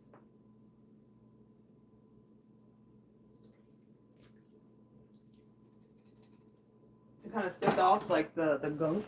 I feel like that's a thing. Do you enjoy cooking? Yes, I do. Yeah, no, I love cooking. It's super, super fun. One of my favorite pastimes. It's really relaxing. Not a fan of these apples though. They're really sweet. I'm more of a Granny Smith type creature. But does like sweet apples, so he will be good. Nestle them. They are nestled. 10 fresh sage leaves and 3 sprigs of thyme. Sage, thyme. And this is like a brand new pack. We are busting this open. You enjoy watching me cook? Well, thank you. Yeah, I think a little bit of the catharsis comes through. And I feel like with anybody cooking, you can feel their... If they enjoy it, you can feel them, like, relaxing them. It's almost like watching someone do yoga or, like, meditate or draw.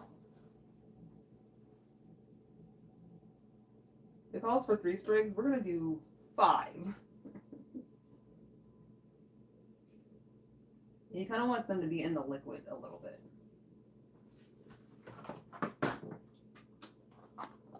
It was 10 sage leaves. That's kind of a lot. And sage can be kind of strong.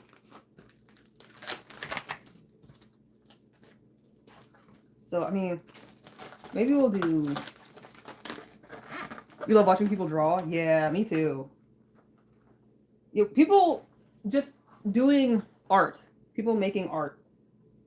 Generally, I very much enjoy. And I do love sage because it looks and it smells really nice. And it's like fuzzy. But it's also really strong.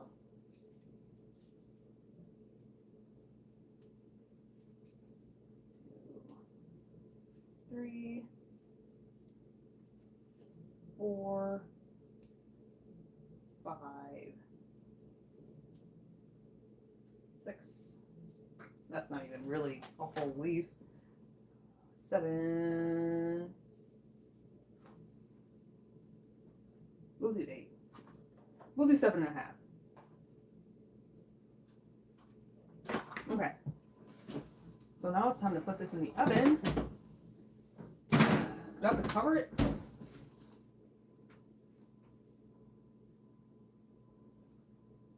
Transfer skillet to oven. Bake pork chops. 145. At least 145 internal. So it's about 20 minutes. I feel like we've gotten it up to 145. Maybe we'll take the pork chops out. I don't want to overcook them.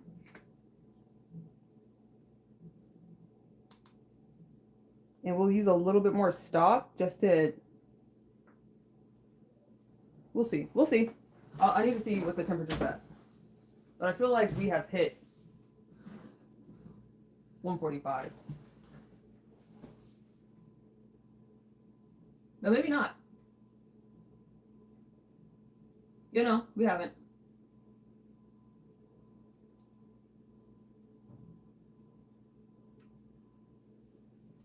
Well, that's 120 something. It's pretty damn close. Yeah, this one's almost at 140. So, you know what I'll do? We'll bring the temperature down to 300. And then cook it with the pork chops for a little bit and then take the pork chops out. Because I don't want to overcook the pork chops. That would depress me. My favorite dish to make? I really like making mac and cheese. That shit is fun as fuck and then also delicious. I don't know if you were here earlier, Charlie, but I was just eating cheese from the bag. That's how we live here. That's how we conduct ourselves. I love cheese. It doesn't matter if it's 3 a.m. or 3 p.m. I will consume cheese when given the chance. But I also do like making stuff that I don't eat. It's more difficult though. I love making anything with gnocchi, like potato pasta little guys. They're like little what is the animal called? Water bears. They're adorable. Gnocchi and Saint Marzano tomatoes, because I can't have potatoes or tomatoes, but I love making stuff with Saint Marzano tomatoes. And I love tomatoes. I actually enjoy eating them. It's just that they cause me to flare up. You love tarragon? I haven't made anything with tarragon and I feel like I have to. And while I was at the store, I saw like fresh tarragon. We're gonna make that happen. Why not? I don't know if any recipes that call for it, but I'll find one and we'll make it. Oh, that's exciting. I always love like having a new thing to do. And our residential chef, like our professional chef, that's often here from the UK. His name is Timo. Is Timo here? Oh no. Okay, it's Tyrone. Sorry, I saw the T and was like Timo. But he is so helpful. He's given me so many like little tips and tricks for cooking and preparing food. And he gave me a recipe that I really want to do, but I also feel like I need to be at like peak condition to make because I don't want to disappoint him. Can you make barbecue ribs? Oh, hell yes. Absolutely. And I'll take the time now. Oh, you know what? I'm going to keep this butter up. To let you know, we have a smoker. Dig got a smoker over Christmas break, and it is super duper nice. It connects to the Wi-Fi, and so we can smoke some ribs one day. I've made country ribs. I feel like that's my favorite ribs to make are country ribs because they're technically actually not all that difficult, but they do take a lot of time. And you're trying to render down the fat because they have a lot of fat on them. I can show you a picture. They're incredibly fatty, but they are so fucking delicious. They are so good. I love me some country ribs. Oh my god. And I've taken pictures of them. Country ribs.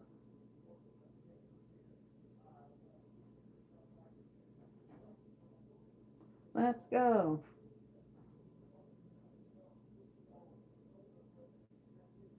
Let's get a picture of them raw.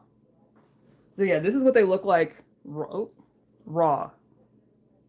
They got a lot of fat, a lot of connective tissue. They do also have a bone in them. But there's a lot of meat and it's so good. Oh, it's so good. I love making some country ribs. That's my favorite ribs to make, are country ribs. I've never made beef ribs, but I feel like those would be Wi-Fi smoker. Yes, Charlie. That's exactly what I said. It's a Traeger. And I made a tomahawk steak week before last week, like a week and a half ago. And it came out so good. And we made it on the smoker. And there's a live of it too, if you want to see it. So this is the tomahawk steak. And you can't see the bone, but it's got one of those bones that's like long as fuck. It's actually in this pot currently where I'm making the stock. Yeah, I don't think I have a picture of it, the whole thing. It came out so good. They come boneless. Yeah, no, you can definitely get them boneless, but I like to have the bone in them to do tenderism.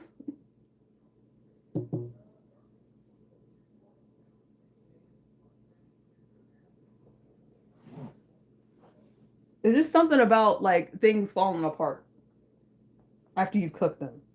Issue that it's just like, I can't. I simply cannot. Let me see if I can find where I posted it. I posted it on my Facebook because I have an album for food porn.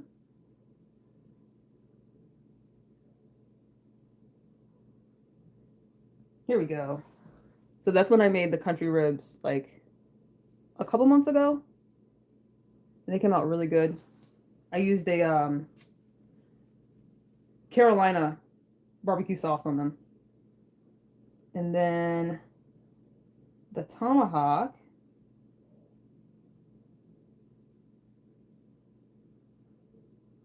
Let's see. Nope. No, not there. Oops. Here. Damn, where is this bitch at? Oh, maybe it's on the post and not the... All right. Well, here is like me holding it. And you can see the smoker as well. But yeah, I made it on live. And it came out good. It came out super good. It was very smoky. And I made a compound butter to go on top. Listen. Came out super good. And I can show y'all if you want to see some of my meals. Because I do take pictures of, not every last one of them, but I do take pictures of a lot of them. Right. I feel like it's probably time to take out the pork chops and let the apples just kind of ruminate. Let's see. Because this oven mitt has a hole in it. Don't like using it because I've burned myself on it a couple times.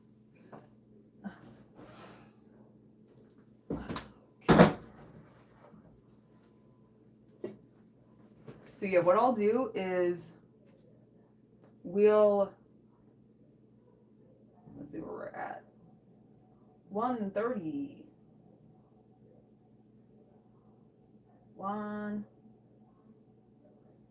Almost 1:40, not quite 1:40. So let's put it back in because we want to at least hit 1:40. Though I feel this one is higher. Yeah. Okay, so I'll take one out and leave the other one to cook a little bit more. Because I would like for the apples to get some of the flavor of the pork chops. So let's grab her out. And I'll use the probe to move it. Yeah, no, that's... And also we have more room for the apples to soften up. So they'll soften up faster, which is nice because we definitely are not running low on time, but the faster the better. And then I'll put it all back in and broil it for like a few seconds. You're making me hungry. I am so sorry. My bad.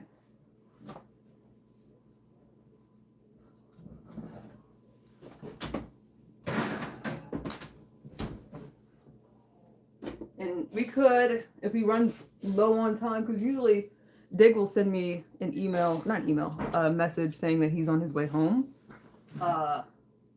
Around now? So I'll see what's what. No, he hasn't sent me anything, so I could show y'all some of my meals. Because the only thing I'm going to be doing is toasting bread. You know, I'm going to take the bread out though.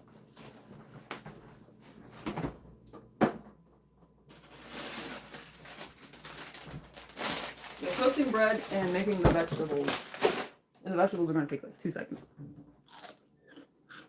Clean the stove? Yeah, I cleaned it. It's just that I live in a house with 2 cishet men that don't really clean after themselves. And so it's kind of depressing to repeatedly be cleaning it over and over and over again, only for it to get back to this. Like, I was gone. Well, I wasn't gone. I was having a hard time after my birthday. And so I wasn't in the kitchen for a couple days. And I came back and it was like this. I was like, cool. All right. Well, you know what? These things were here before, but it looks so much worse than before I left for my birthday. Yeah, it's frustrating. And so, yeah, I'll eventually clean it. It's just that doing it every day seems pointless. I love onions so much. Oh my god.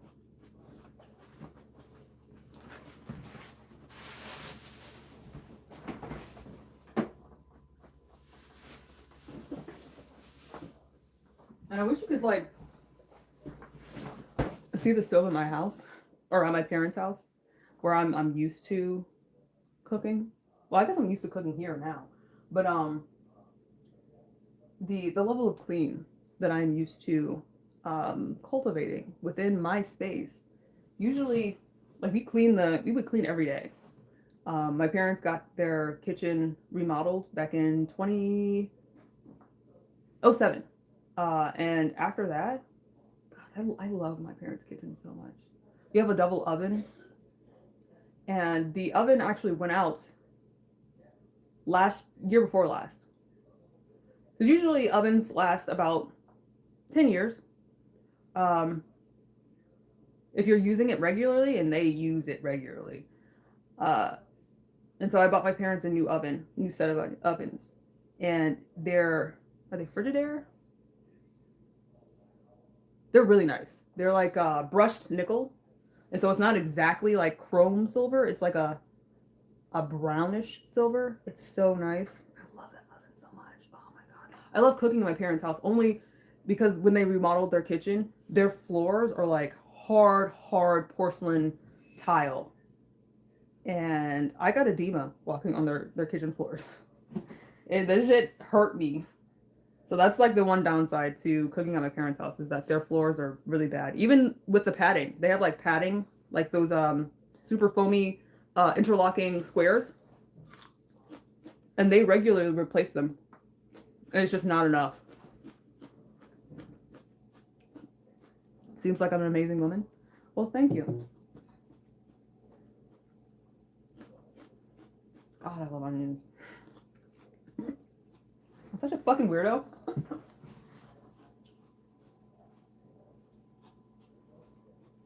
It is not just like regular onions. It's Vidalia onions. It's a city in Georgia, Vidalia, where these onions come from. They're so good. They're super duper sweet. They're like, as I looked it up, I made like a point of looking it up because people were looking at me some type of way for eating onions like apples. Vidalia onions are so sweet. Their sweetness index, like their percent sweetness, is 12 typically. And the average apple is between 7 and 10. So that gives you an idea of how sweet Vidalia onions are. They're sweeter than apples. They're so good. Man. They do taste like onions though. They are oniony. And so they do have like a bite. But they're also incredibly sweet. Alright, let's see what this temperature is looking like now.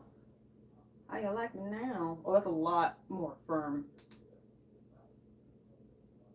Yep, 37, 40, 45. Good. Yeah, that's where we want it to be. At least 45. So that it's killed all the bacteria, potentially, but also it's still tender. Because a tough pork chop, I will let you know, is nothing like it. It's fucking horrible.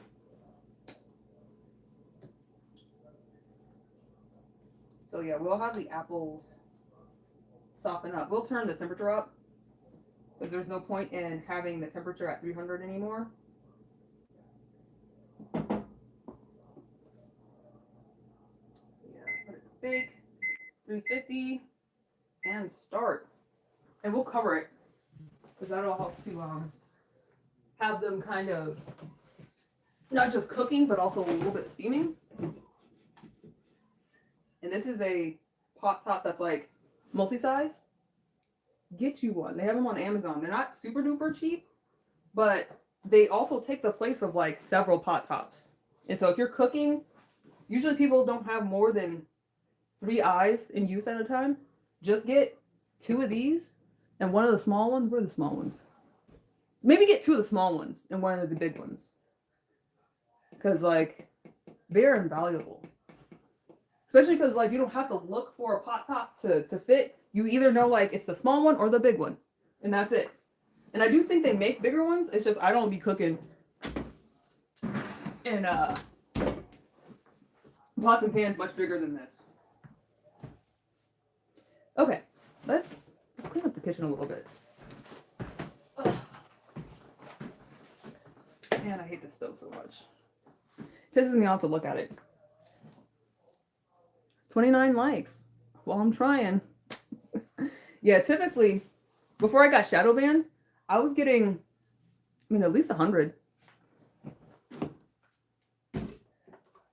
And like on average, I would have 9,000, 10,000 views. So this is definitely less than I'm used to, but also a lot more intimate. This smells so good. Ooh, I do have naan. Let's make the naan.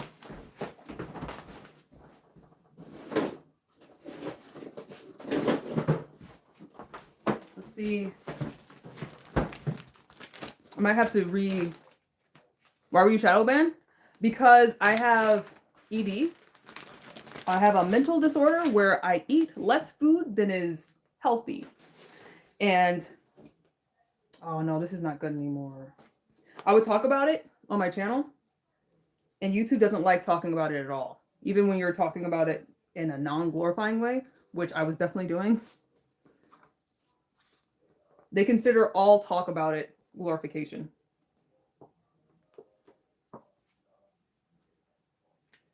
Yeah, I would talk about how much havoc it wreaks on your body, on your immune system, on your digestive system, on your teeth.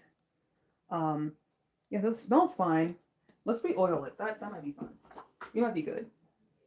She just needs some hydration. But yeah, YouTube doesn't like when you talk about ED at all.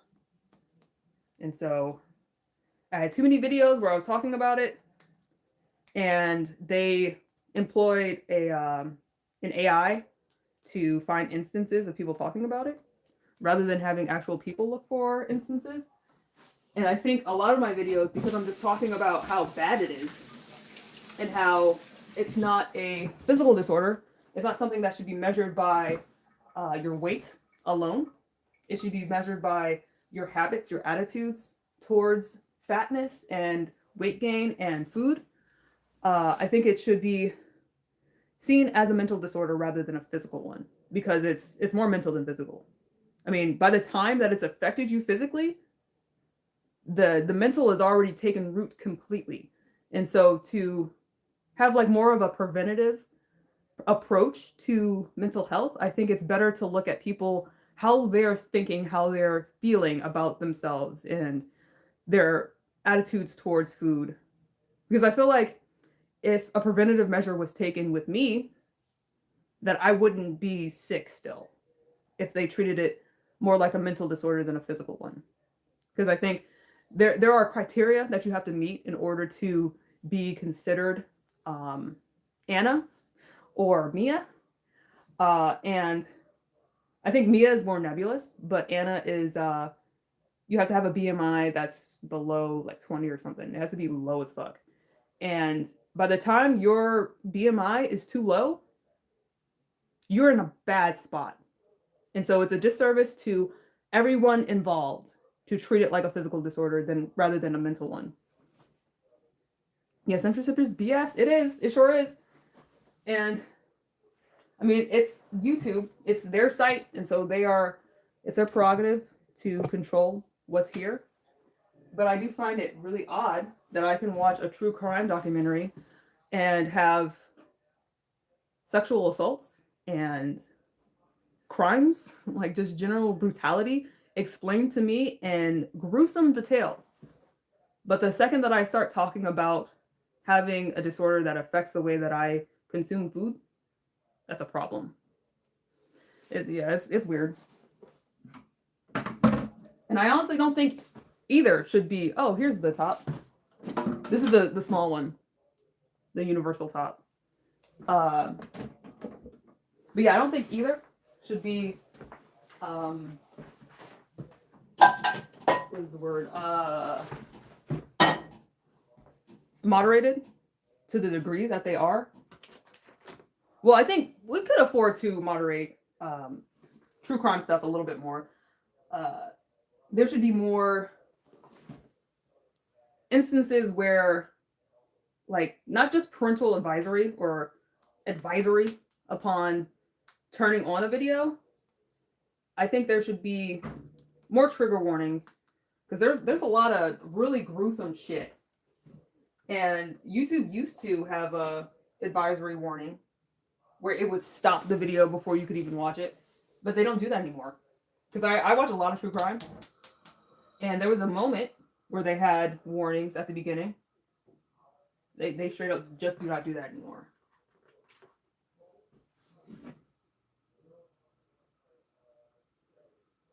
So last week I made some naan and tandoori chicken. And so I had some dough left over. So we reinvigorated it. And we're going to cook it up. Why not? The Dig didn't like it last time because it was too thick. So I'm going to try to make it as thin as possible without tearing, which isn't the easiest thing to do with a dough that's a little delicate. Especially because I had to like rehydrate it.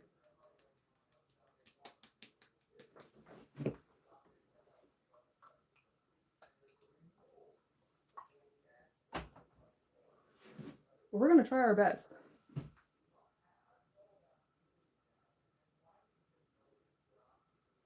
And actually, I need to maybe get back to them. I don't know.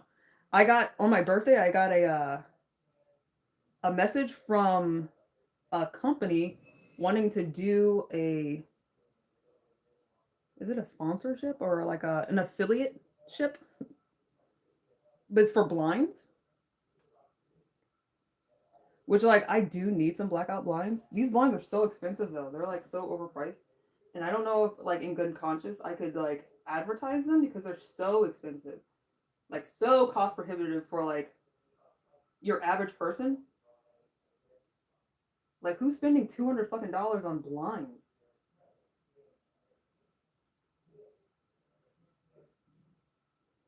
That's way too motherfucking expensive. See, I tore this shit. I tried. I certainly tried. Ended up tearing it anyway.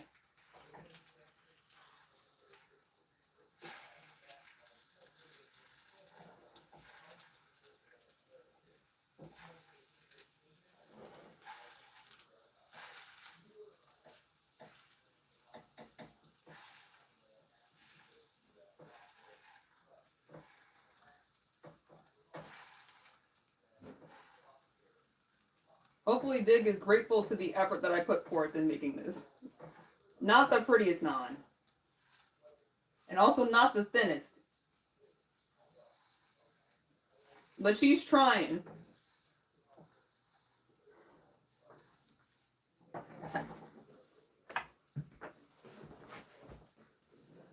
What else could we put on here? We could put, let's just put like a little bit of salt on here. Let's see. What's up with women in true crime? My girls love it. It's depressing to you? Yeah, I think it's an attraction to the macabre and wanting to understand just depraved people. But I also think it's a little bit of catharsis in seeing, because I think women in particular, they face a lot of horrifying things. And to see that they're not alone in the horrifying things that are enacted upon, I won't say generally women, but like in particular women. Because a lot of true crime things, they're about women. I do think there's a bit of that in there, where it's like some kindred experience, where like it feels like, oh yeah, no, there's other people out there that have gone through or are going through something similar to what I've been through. Because I'm definitely a person that's been through some shit, especially like assault, actual assault, and seeing things like seeing people get their comeuppance as far as like true crime, like a fucked up person going to jail, or like seeing, because I remember I went to the Y like a year and a half ago. Was it a year and a half ago? Maybe sooner than that, maybe later. And there was this kid there that I thought was an adult because the people there told me he was an adult, but he was not. He's 16 years old and he is fucking huge. And it felt like one of those instances where when you watch true crime, it's often not just out of nowhere where someone's done something horrible, where like they're committing atrocities against other people's bodies. There's often some signs. There's often instances where it escalated. And I felt like I was experiencing possibly one of those instances before something escalated, because they had this kid there that was touching people against their will, inappropriately. And I felt like it could have been one of those instances where it goes under the radar, where nobody's saying anything. And I would never want to hurt someone else with my silence. And so it was a traumatic experience. He followed me into the locker room and was trying to see inside my bottoms of my swimsuit. And he obviously had some kind of mental disability, but he was there alone. And 16-year-olds are not supposed to be in the sauna. First and foremost, he came in the sauna with me. But also, he needed a handler with him. Like, if he's a kid, he needs a handler with him. And if he's an adult and he's acting like that, because I wouldn't suspect he would be much better after 18. Hey, Nico, I wouldn't expect he would be much better after turning 18. And so he's either somebody that needs a handler, and his handler would stop situations like that, or he's a grown-ass adult committing assault. There is no in between. It's either one or the other. And I left a review for the YMCA because after he had touched me, and there was another lady that he had harassed too, I went upstairs to let them know. And then when I came back downstairs, he came into the locker room. And so after he had touched me, I talked to the people. Well, I tried to talk to people upstairs. They weren't there.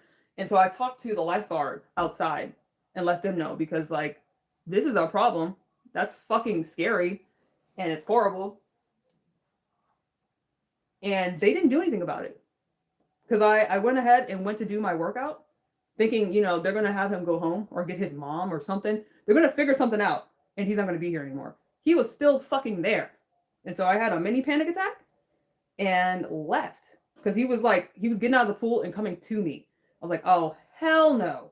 Hell the fuck no. Let's get out of here. And yeah, the Y didn't do anything about it. And so I left a review for that Y and I never went back.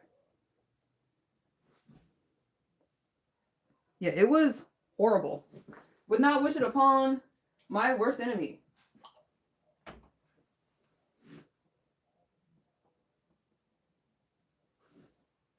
And I'll tell you his name. His name is Ivan.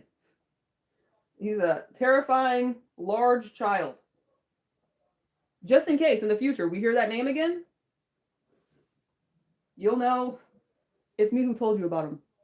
There were warning signs.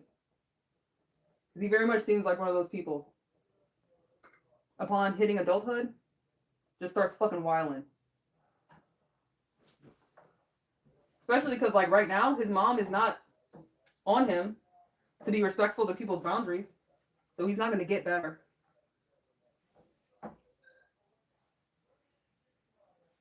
So if you hear about an Ivan and he's hurt some people, we'll know that I said something about it. There were warning signs. There were people out there trying to help others to prevent something horrible from happening to anyone else. Let's do the low sodium guy. Yeah. He's on the radar. Absolutely, yes. We will be on the lookout. Yeah, people always know and don't say anything. And I get it. There's a lot of shame surrounding being assaulted. There's a lot of pain. I absolutely understand. But you can't just sit idly by and let someone do that to people.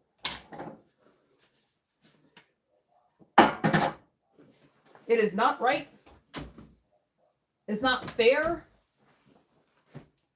to subject other people to that and allow that to happen.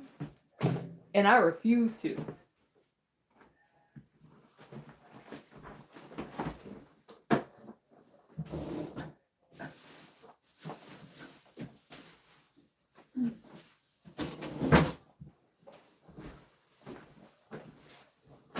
All right. So we got some broccoli in here. We're gonna make it in here. I kind of want to make it in the other pot. Pan.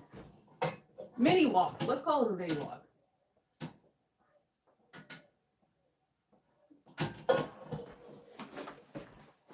Because that's what she is.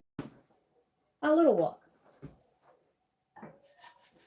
A roll, if you will. I don't know how I feel about this. It's feeling a little grainy. We're going to up the temperature on that. And just get it browned. You have 2 daughters, and I pray for all women against creeps. Yeah. You keep them close. And let them know their power as children.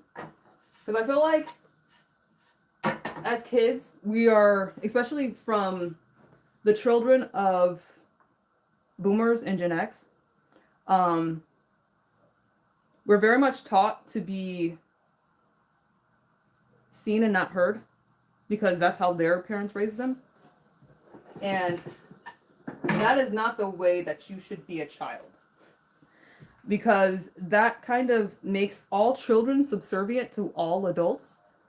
And we should not teach our kids that they should be quiet and take everything that they get from an adult. You should let them know their power as children to speak up when they feel like they are being violated, and by anybody, but especially an adult. Let them know that they can say, hey, don't talk to me like that. I'm a minor. Because that means something. That means a whole lot. And I wish my parents had told me that. Because I very much was taught, like, if an adult tells you to do something, you need to do it. That is not the case. Absolutely not. And I don't think it ends at, like, stranger danger. Because the people that usually enact the most harm are the ones closest to you. And so, it's not stranger danger. It's not that. We can't, categorically just say strangers are bad and avoid all strangers, because it's the adults that are in your circle that are going to be enacting harm. And a lot of parents, especially Black parents, have a humongous blind spot for that. And predators very much count on it. And they take advantage of that shit. Not just the fact that, like, parents will let their guard down with them, but also that parents will insulate their families from police intervention. Where, like, you have that one uncle that everybody just knows not to let the kids stay around. Why the fuck is he around? Why is he around, period? Why is he still in your life, period? That should never, like, automatically, I consider you abusive. If you are willing to let the creepy uncle have proximity to your kids, that's a form of neglect that I cannot abide by.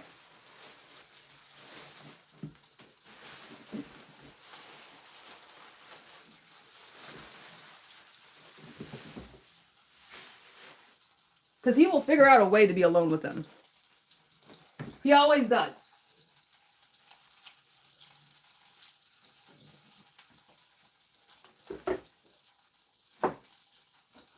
Yeah, predators are real good at that. And so you can't just trust your judgment. You can't just tell your kids to avoid him. You need to take him out of your life.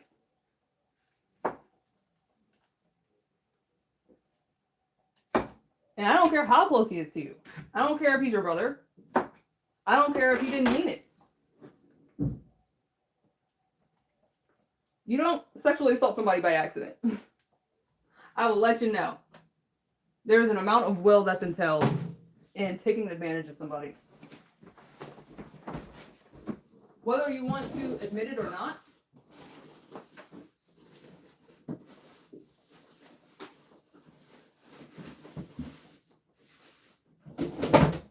Because there's something within yourself that you're willing to ignore in order to take advantage of somebody else. And that makes you dangerous. And you could be the nicest person ever outside of that. Like a straight up philanthropist. Lord knows we got those.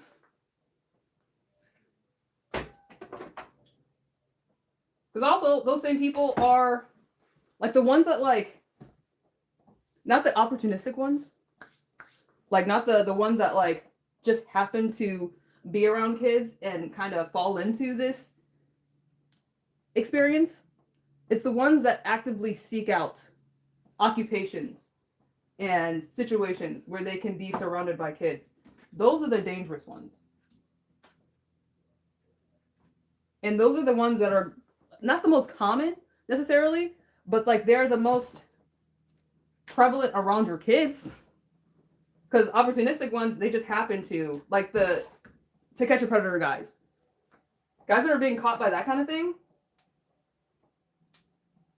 they're often just kind of losers. But you will run into some predators on To Catch a Predator that work at a school or are a deacon somewhere or like work with kids. And those are the people that are the most dangerous. Let's see. Where's my ladle at, bro? Where'd she go? Okay, here we go. We need to clean up our space a bit. I want to throw some of the stock in here with the broccoli. Brock stock.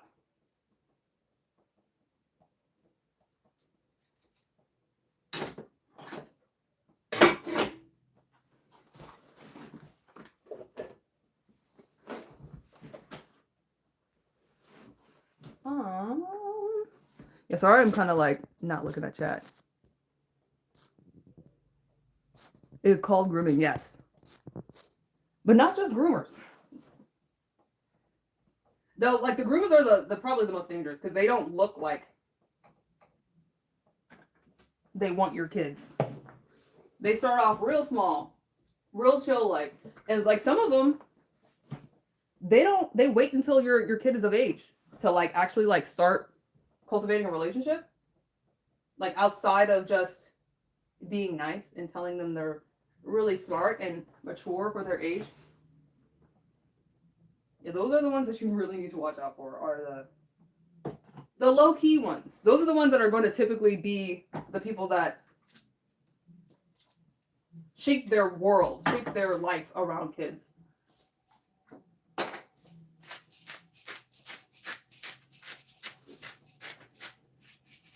Yeah, those aren't the opportunistic predators. Those are the career predators.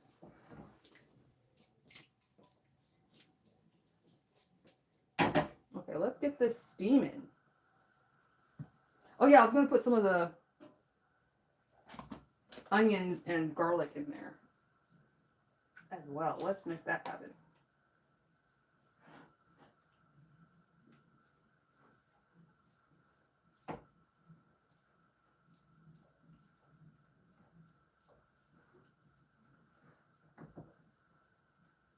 Let's see what this is tasting like in here.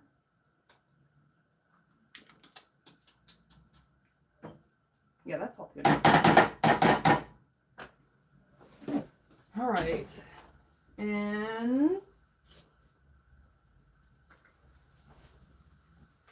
we got the apples. I almost like, with Ernest pulled this off. It's not super duper hot, but it's hot enough that it would burn. Oops. Yeah, my hair's not wet. We're good.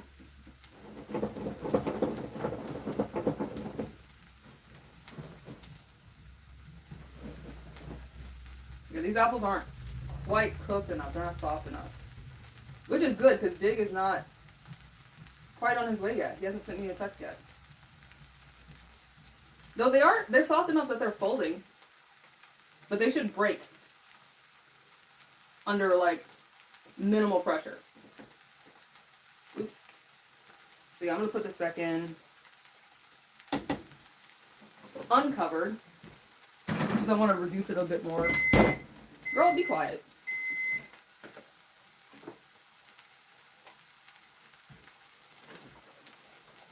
So let's see what this tastes like.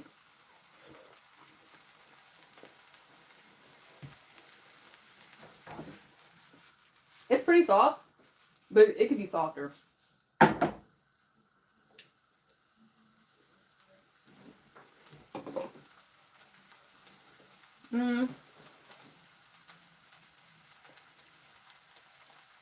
Because it still has a bit of a crunch. Kind of don't like the way these apples taste. That's a yikes for me. Yeah, we're getting it going. It's baby steps though. Let's get some olive oil in here. I don't want to use more butter. Because the homie's got high cholesterol. Though he did have high blood pressure, I don't think it's high anymore. Hear the sizzling? Yes, we are in this.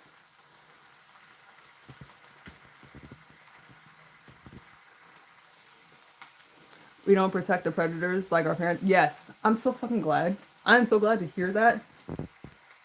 Because, like, man, the amount of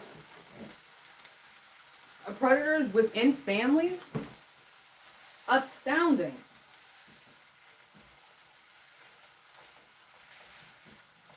And for black girls, I don't know if anybody knows, like, the statistics, but it used to be 1 in 4 black girls below the age of 18 have been sexually assaulted. It's now 1 in 3. And I think for indigenous girls, it's half. It's 1 in 2, which is insane. And it also doesn't take into account habitual acts, I guess. Because once you've been preyed upon, once you've been taken advantage of, you kind of attract predators to you, unfortunately. Especially if you haven't had any intervention, like your parents aren't up on it.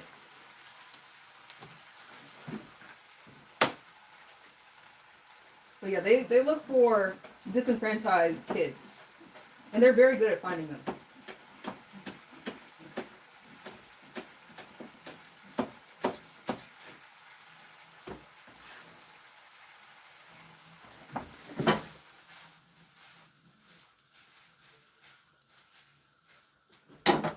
You might need some more stock.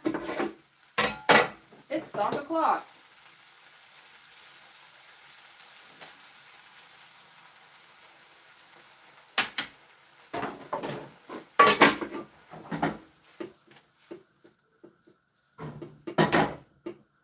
Woo. Let's see how soft these are. Not very. Man, I'm feeling some type of way about those apples. Do you think that has something to do with single mothers? I think it has something to do with single parents. Just because when you have one parent instead of two, you have that, like, 2 less eyes that are on your kid. So I think it does, like, definitely have something to do with single parents. And probably single moms more so than single dads just because more predators are male. And we live in a very heteronormative world. And so they are attracted to.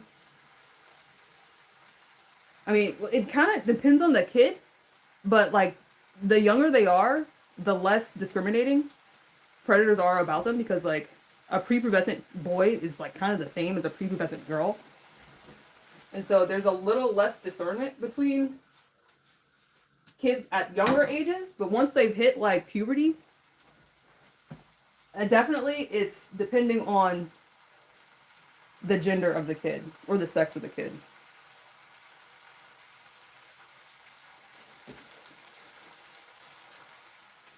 That's alright. It's not pretty though. They're ugly as fuck. But they taste pretty good.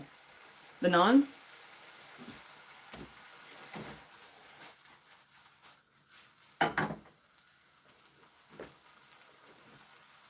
It was a pleasure kicking with y'all. Really enjoyed watching Chef Ben. Beautiful, beautiful. You are a new subscriber. Well, thank you, Charlie. Well, you have a great day too. Whatever time it is for you, enjoy the rest of your day. If it's morning time, if it's afternoon, if it's dinner time. Be well. I know I will. But yeah, thank you for joining me. Always appreciate getting a person that is along for the ride. Oh yeah, this is looking the way I want it to look. Yes. Hell yes. Where it's like reduced a little bit. And I might put some cornstarch in there just to get it to solid up a little bit and become more of a glaze. Ooh, listen.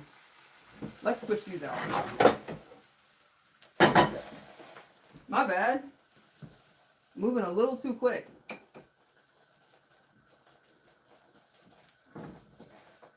Yeah, this is definitely looking the way I want it to look.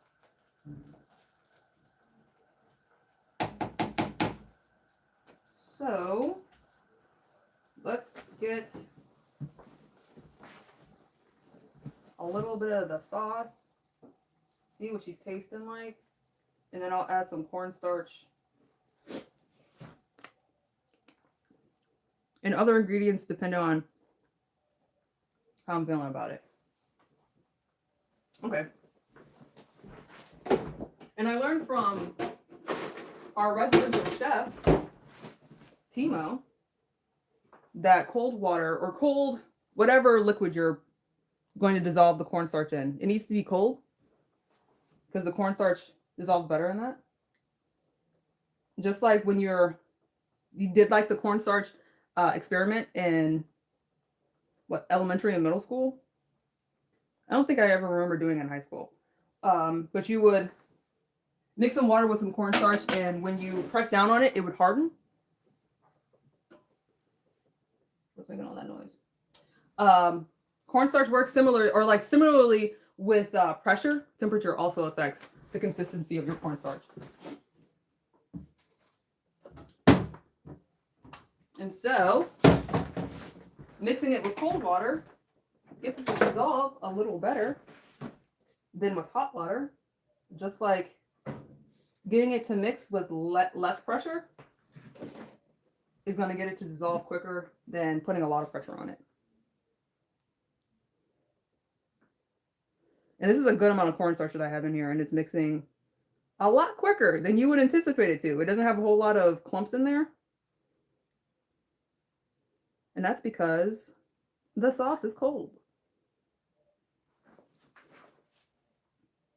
This is for, where are you from that you're calling it supper? Because I feel like that's a Southern thing to say supper.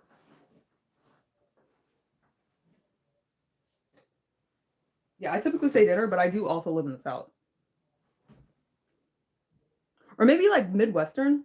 Because I've run into some people. Where's the last place I was at that said supper? St. Louis?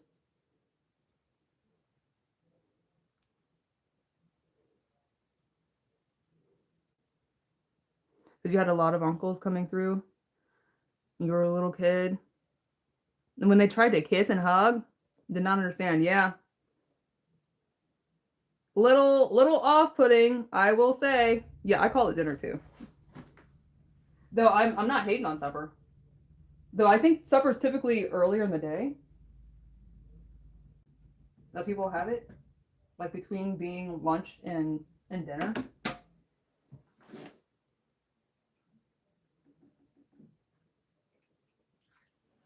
Let's up this heat right quick.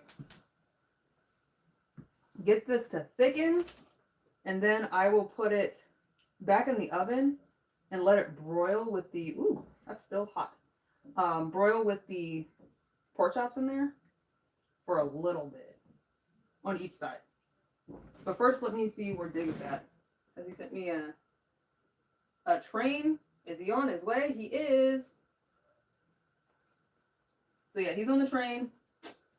He was on there at 5:30. So it's been about 30 minutes. He's usually from the train, like once he gets on, it's probably like 45 to 50 minutes that it takes him to get here. And so we have another 10, 15 minutes before he gets here. See how that thickened up? Oh, you can't see. You can't tell. This thickness is, ooh, sickest thickness right here. Not extra thick, just thick enough that like, you see how like when it comes back, it doesn't like automatically come back? Well, now that it's getting hotter, it's starting to. But yeah, see like right here where it's not coming back like super quick? That's because she's thick. That's exactly what we want it to be like. Yeah, that viscosity is going up. Oh, hell yeah. Okay. Where it's like sticking to the spatula. That's exactly where you want it. All right. So it's thickened up. And we're going to throw this in the oven on low broil or high broil? What do y'all think? Probably, let's do a high broil and leave it in, no. Yeah, let's do a high broil. And leave it in there like very few seconds. It's like seconds that's gonna stay in here.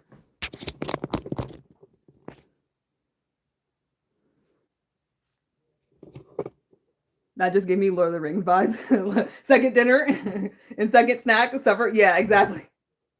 You're in Chicago. Ah, okay.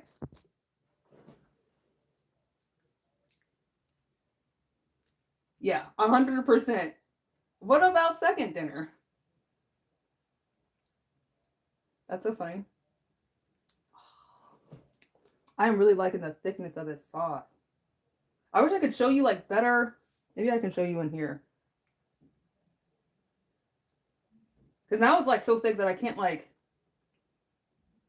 just pour it without everything like sloshing, everything falling out. Yeah, let's see if I can get like a viscosity check. Yeah, it's almost like a gravy, or at least trying to be, where there's a good amount still like stuck to the edges of the bowl. Ooh, that's sweet.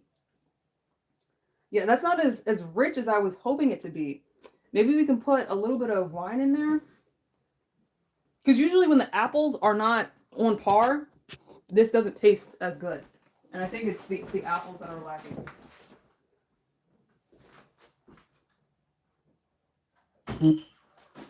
So we're going to put a little bit of wine in here.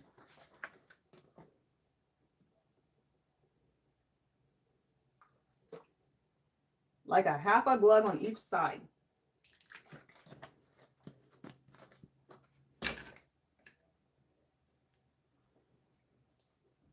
I'm going to take the pork chops out for a second. And cook down this wine.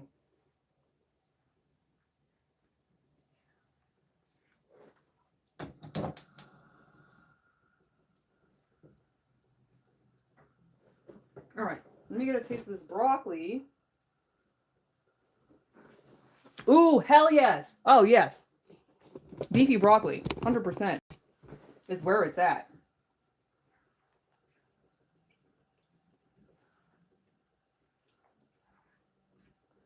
right. Yeah, that's a lot better. That's a lot better. And maybe a little bit of, what's something that's like beefy tasting? Like cumin? Uh, mm,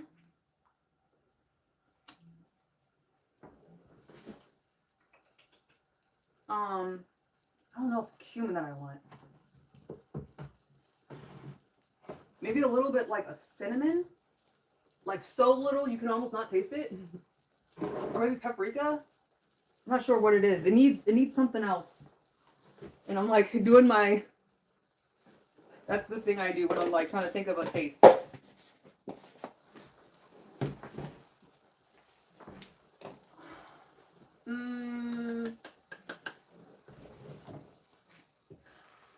All right.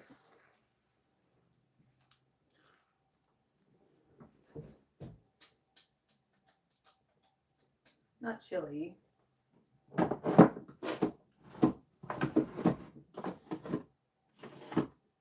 see. Curry, ginger. That's cilantro.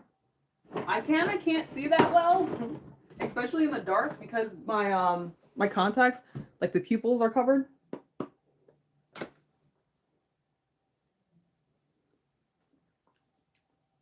Yeah. No, it's cumin. That's what we need. Not a whole lot, but enough to like cumin it up. I don't know what like cumin tastes like other than like kind of like curry. And maybe garam masala would have been good to put in here because we have some of that. That stuff goes so hard. It's so tasty. And that also has cinnamon in it, right? Like a little, that might have been too much. I don't think so, though. I feel like it's perfect. Oh, I can smell it, though. We'll see. Because apples and cinnamon go really well together. But that might have been a mistake.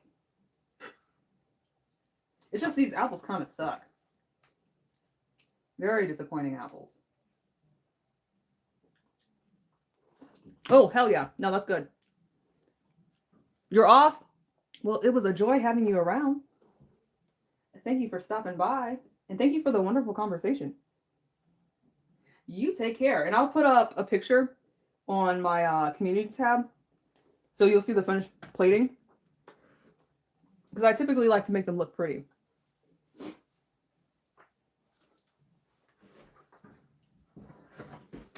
So yeah, let's get a broil going.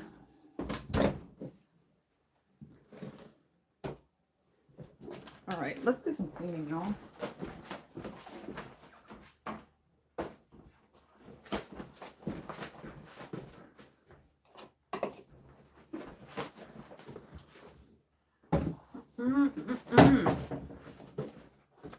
So I'm gonna cut up this ugly ass naan. They're not pretty, but they taste fine. They're just very not attractive. Which, like, there's something about food that, like, I do have a problem with. When it's not, like, to my standards of attractiveness, I get a little bent out of shape. A little upset.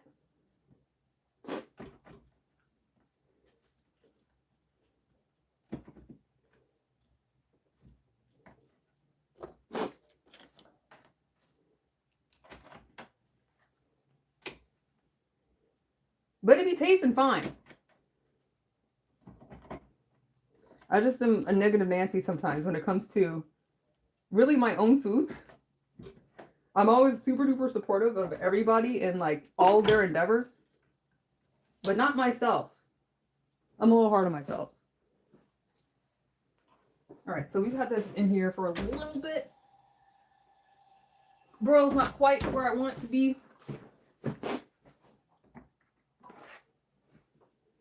All right, and let's get a plate.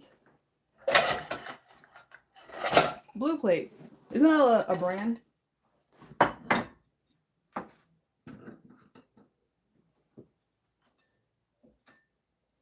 This knot is so fucking ugly. I want to cry. Okay.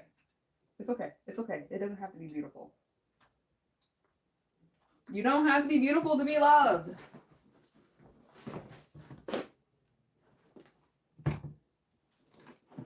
Let's put some hummus in here and call it a day.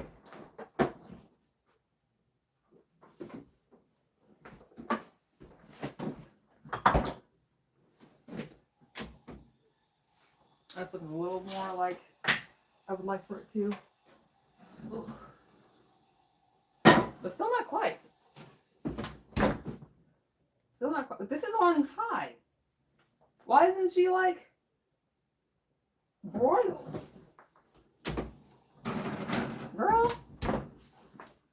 what are we doing? All right. We're closing in on the end, y'all.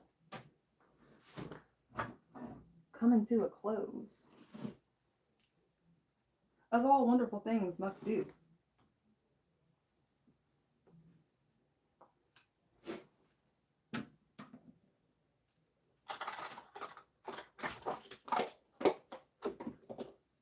I'll put the naan along the side here.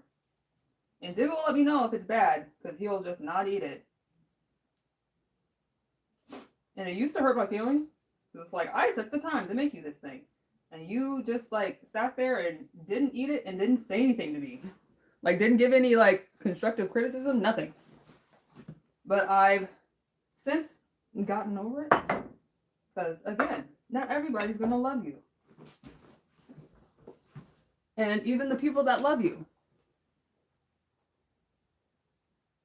sometimes they can't show you love in the way that you need it. And that's okay.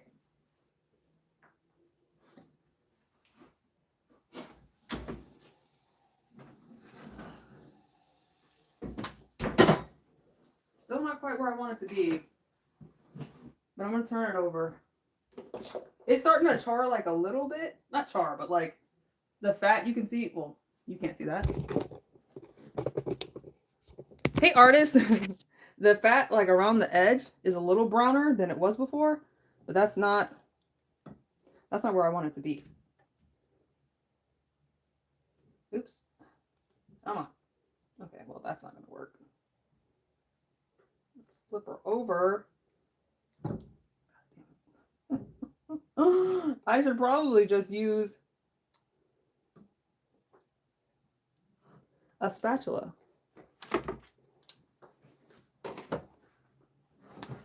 Okay. Maybe if it has like some of the glaze on the outside, that glaze will kind of help it to brown a little bit more. Let's get some brock on here.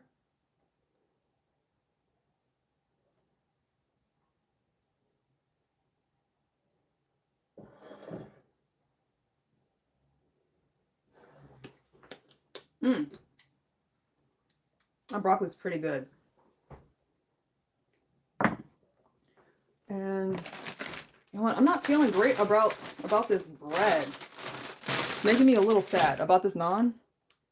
It's kind of depressing me. So I think I'm going to do a croissant with some honey butter. So it'll be a different bread. You need to call artists for a plate. Listen, I would. If you could come over, I would make you a plate. Absolutely. We would make that happen. Let's see. Why did I come over here? Oh, croissants.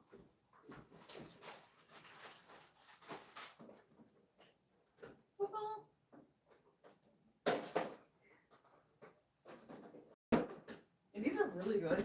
They're super buttery, and they're literally from Walmart. You would think Walmart's not up on it. They be up on it. They've definitely stepped up their game when it comes to like their baked goods and their produce. Very surprising.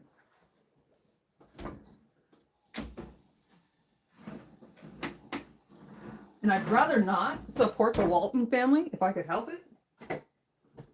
But sometimes broke bitches just gotta give in. Give in to the broke.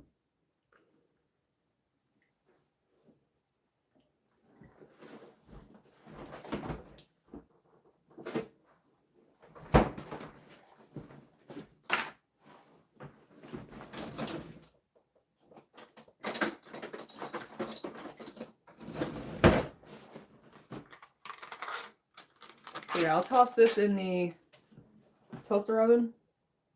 I could put it in the toaster because I haven't buttered it yet. Is enough room? Yeah, there's not enough room. Let's just put it in the toaster oven.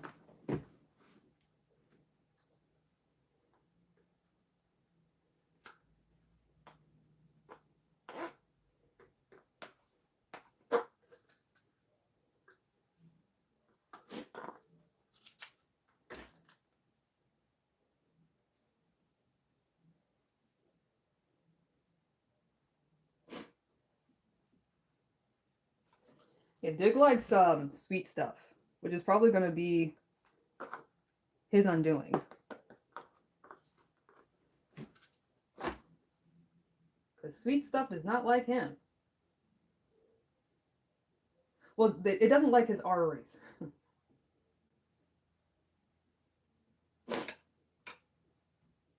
Or I guess if you think about it another way, it likes his arteries a little too much.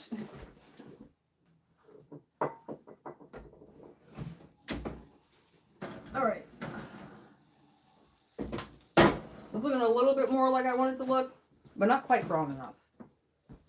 But eventually it's going to be too done. And we don't want it to be too done. Nothing worse than a tough as fuck pork chop. Oh my god. Why is what is this? In the fucking way.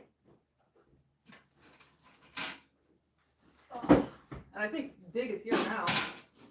Yep, there he goes. I'm live, Dig Pimpin'. Ahoy there. That's Dig. Just in case y'all didn't think he existed, because there's some people out there that don't think he exists. I exist most of the time. Most of the time. Yeah, I get a lot of people saying, when I go live, like, where's your ring? I'm like, I wouldn't lie to you.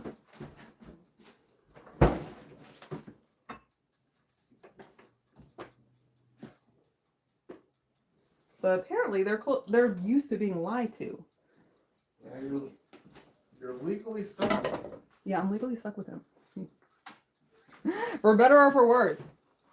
But yeah, I'll put a picture up of the final plating because it's not gonna happen anytime soon. Well, it's gonna happen soon, but not like within the next 5 minutes because I still have to do the bread.